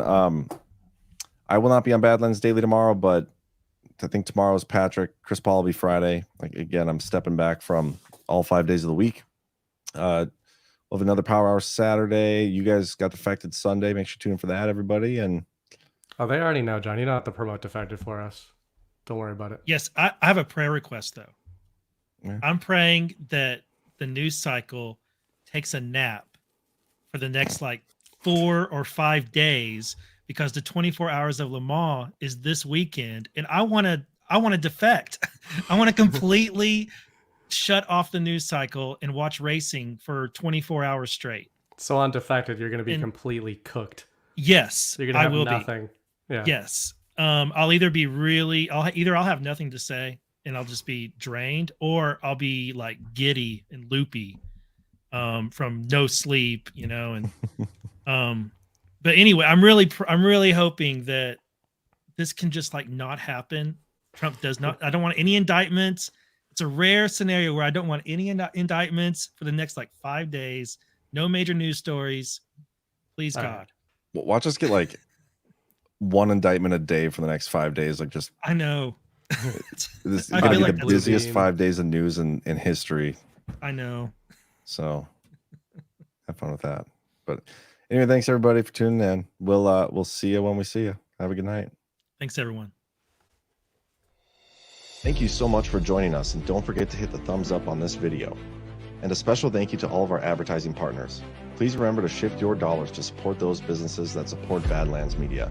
And if you're interested in advertising with Badlands yourself, reach out to Kitty Gillespie. Her email is ads.badlandsmedia@proton.me. That's ads.badlandsmedia@proton.me.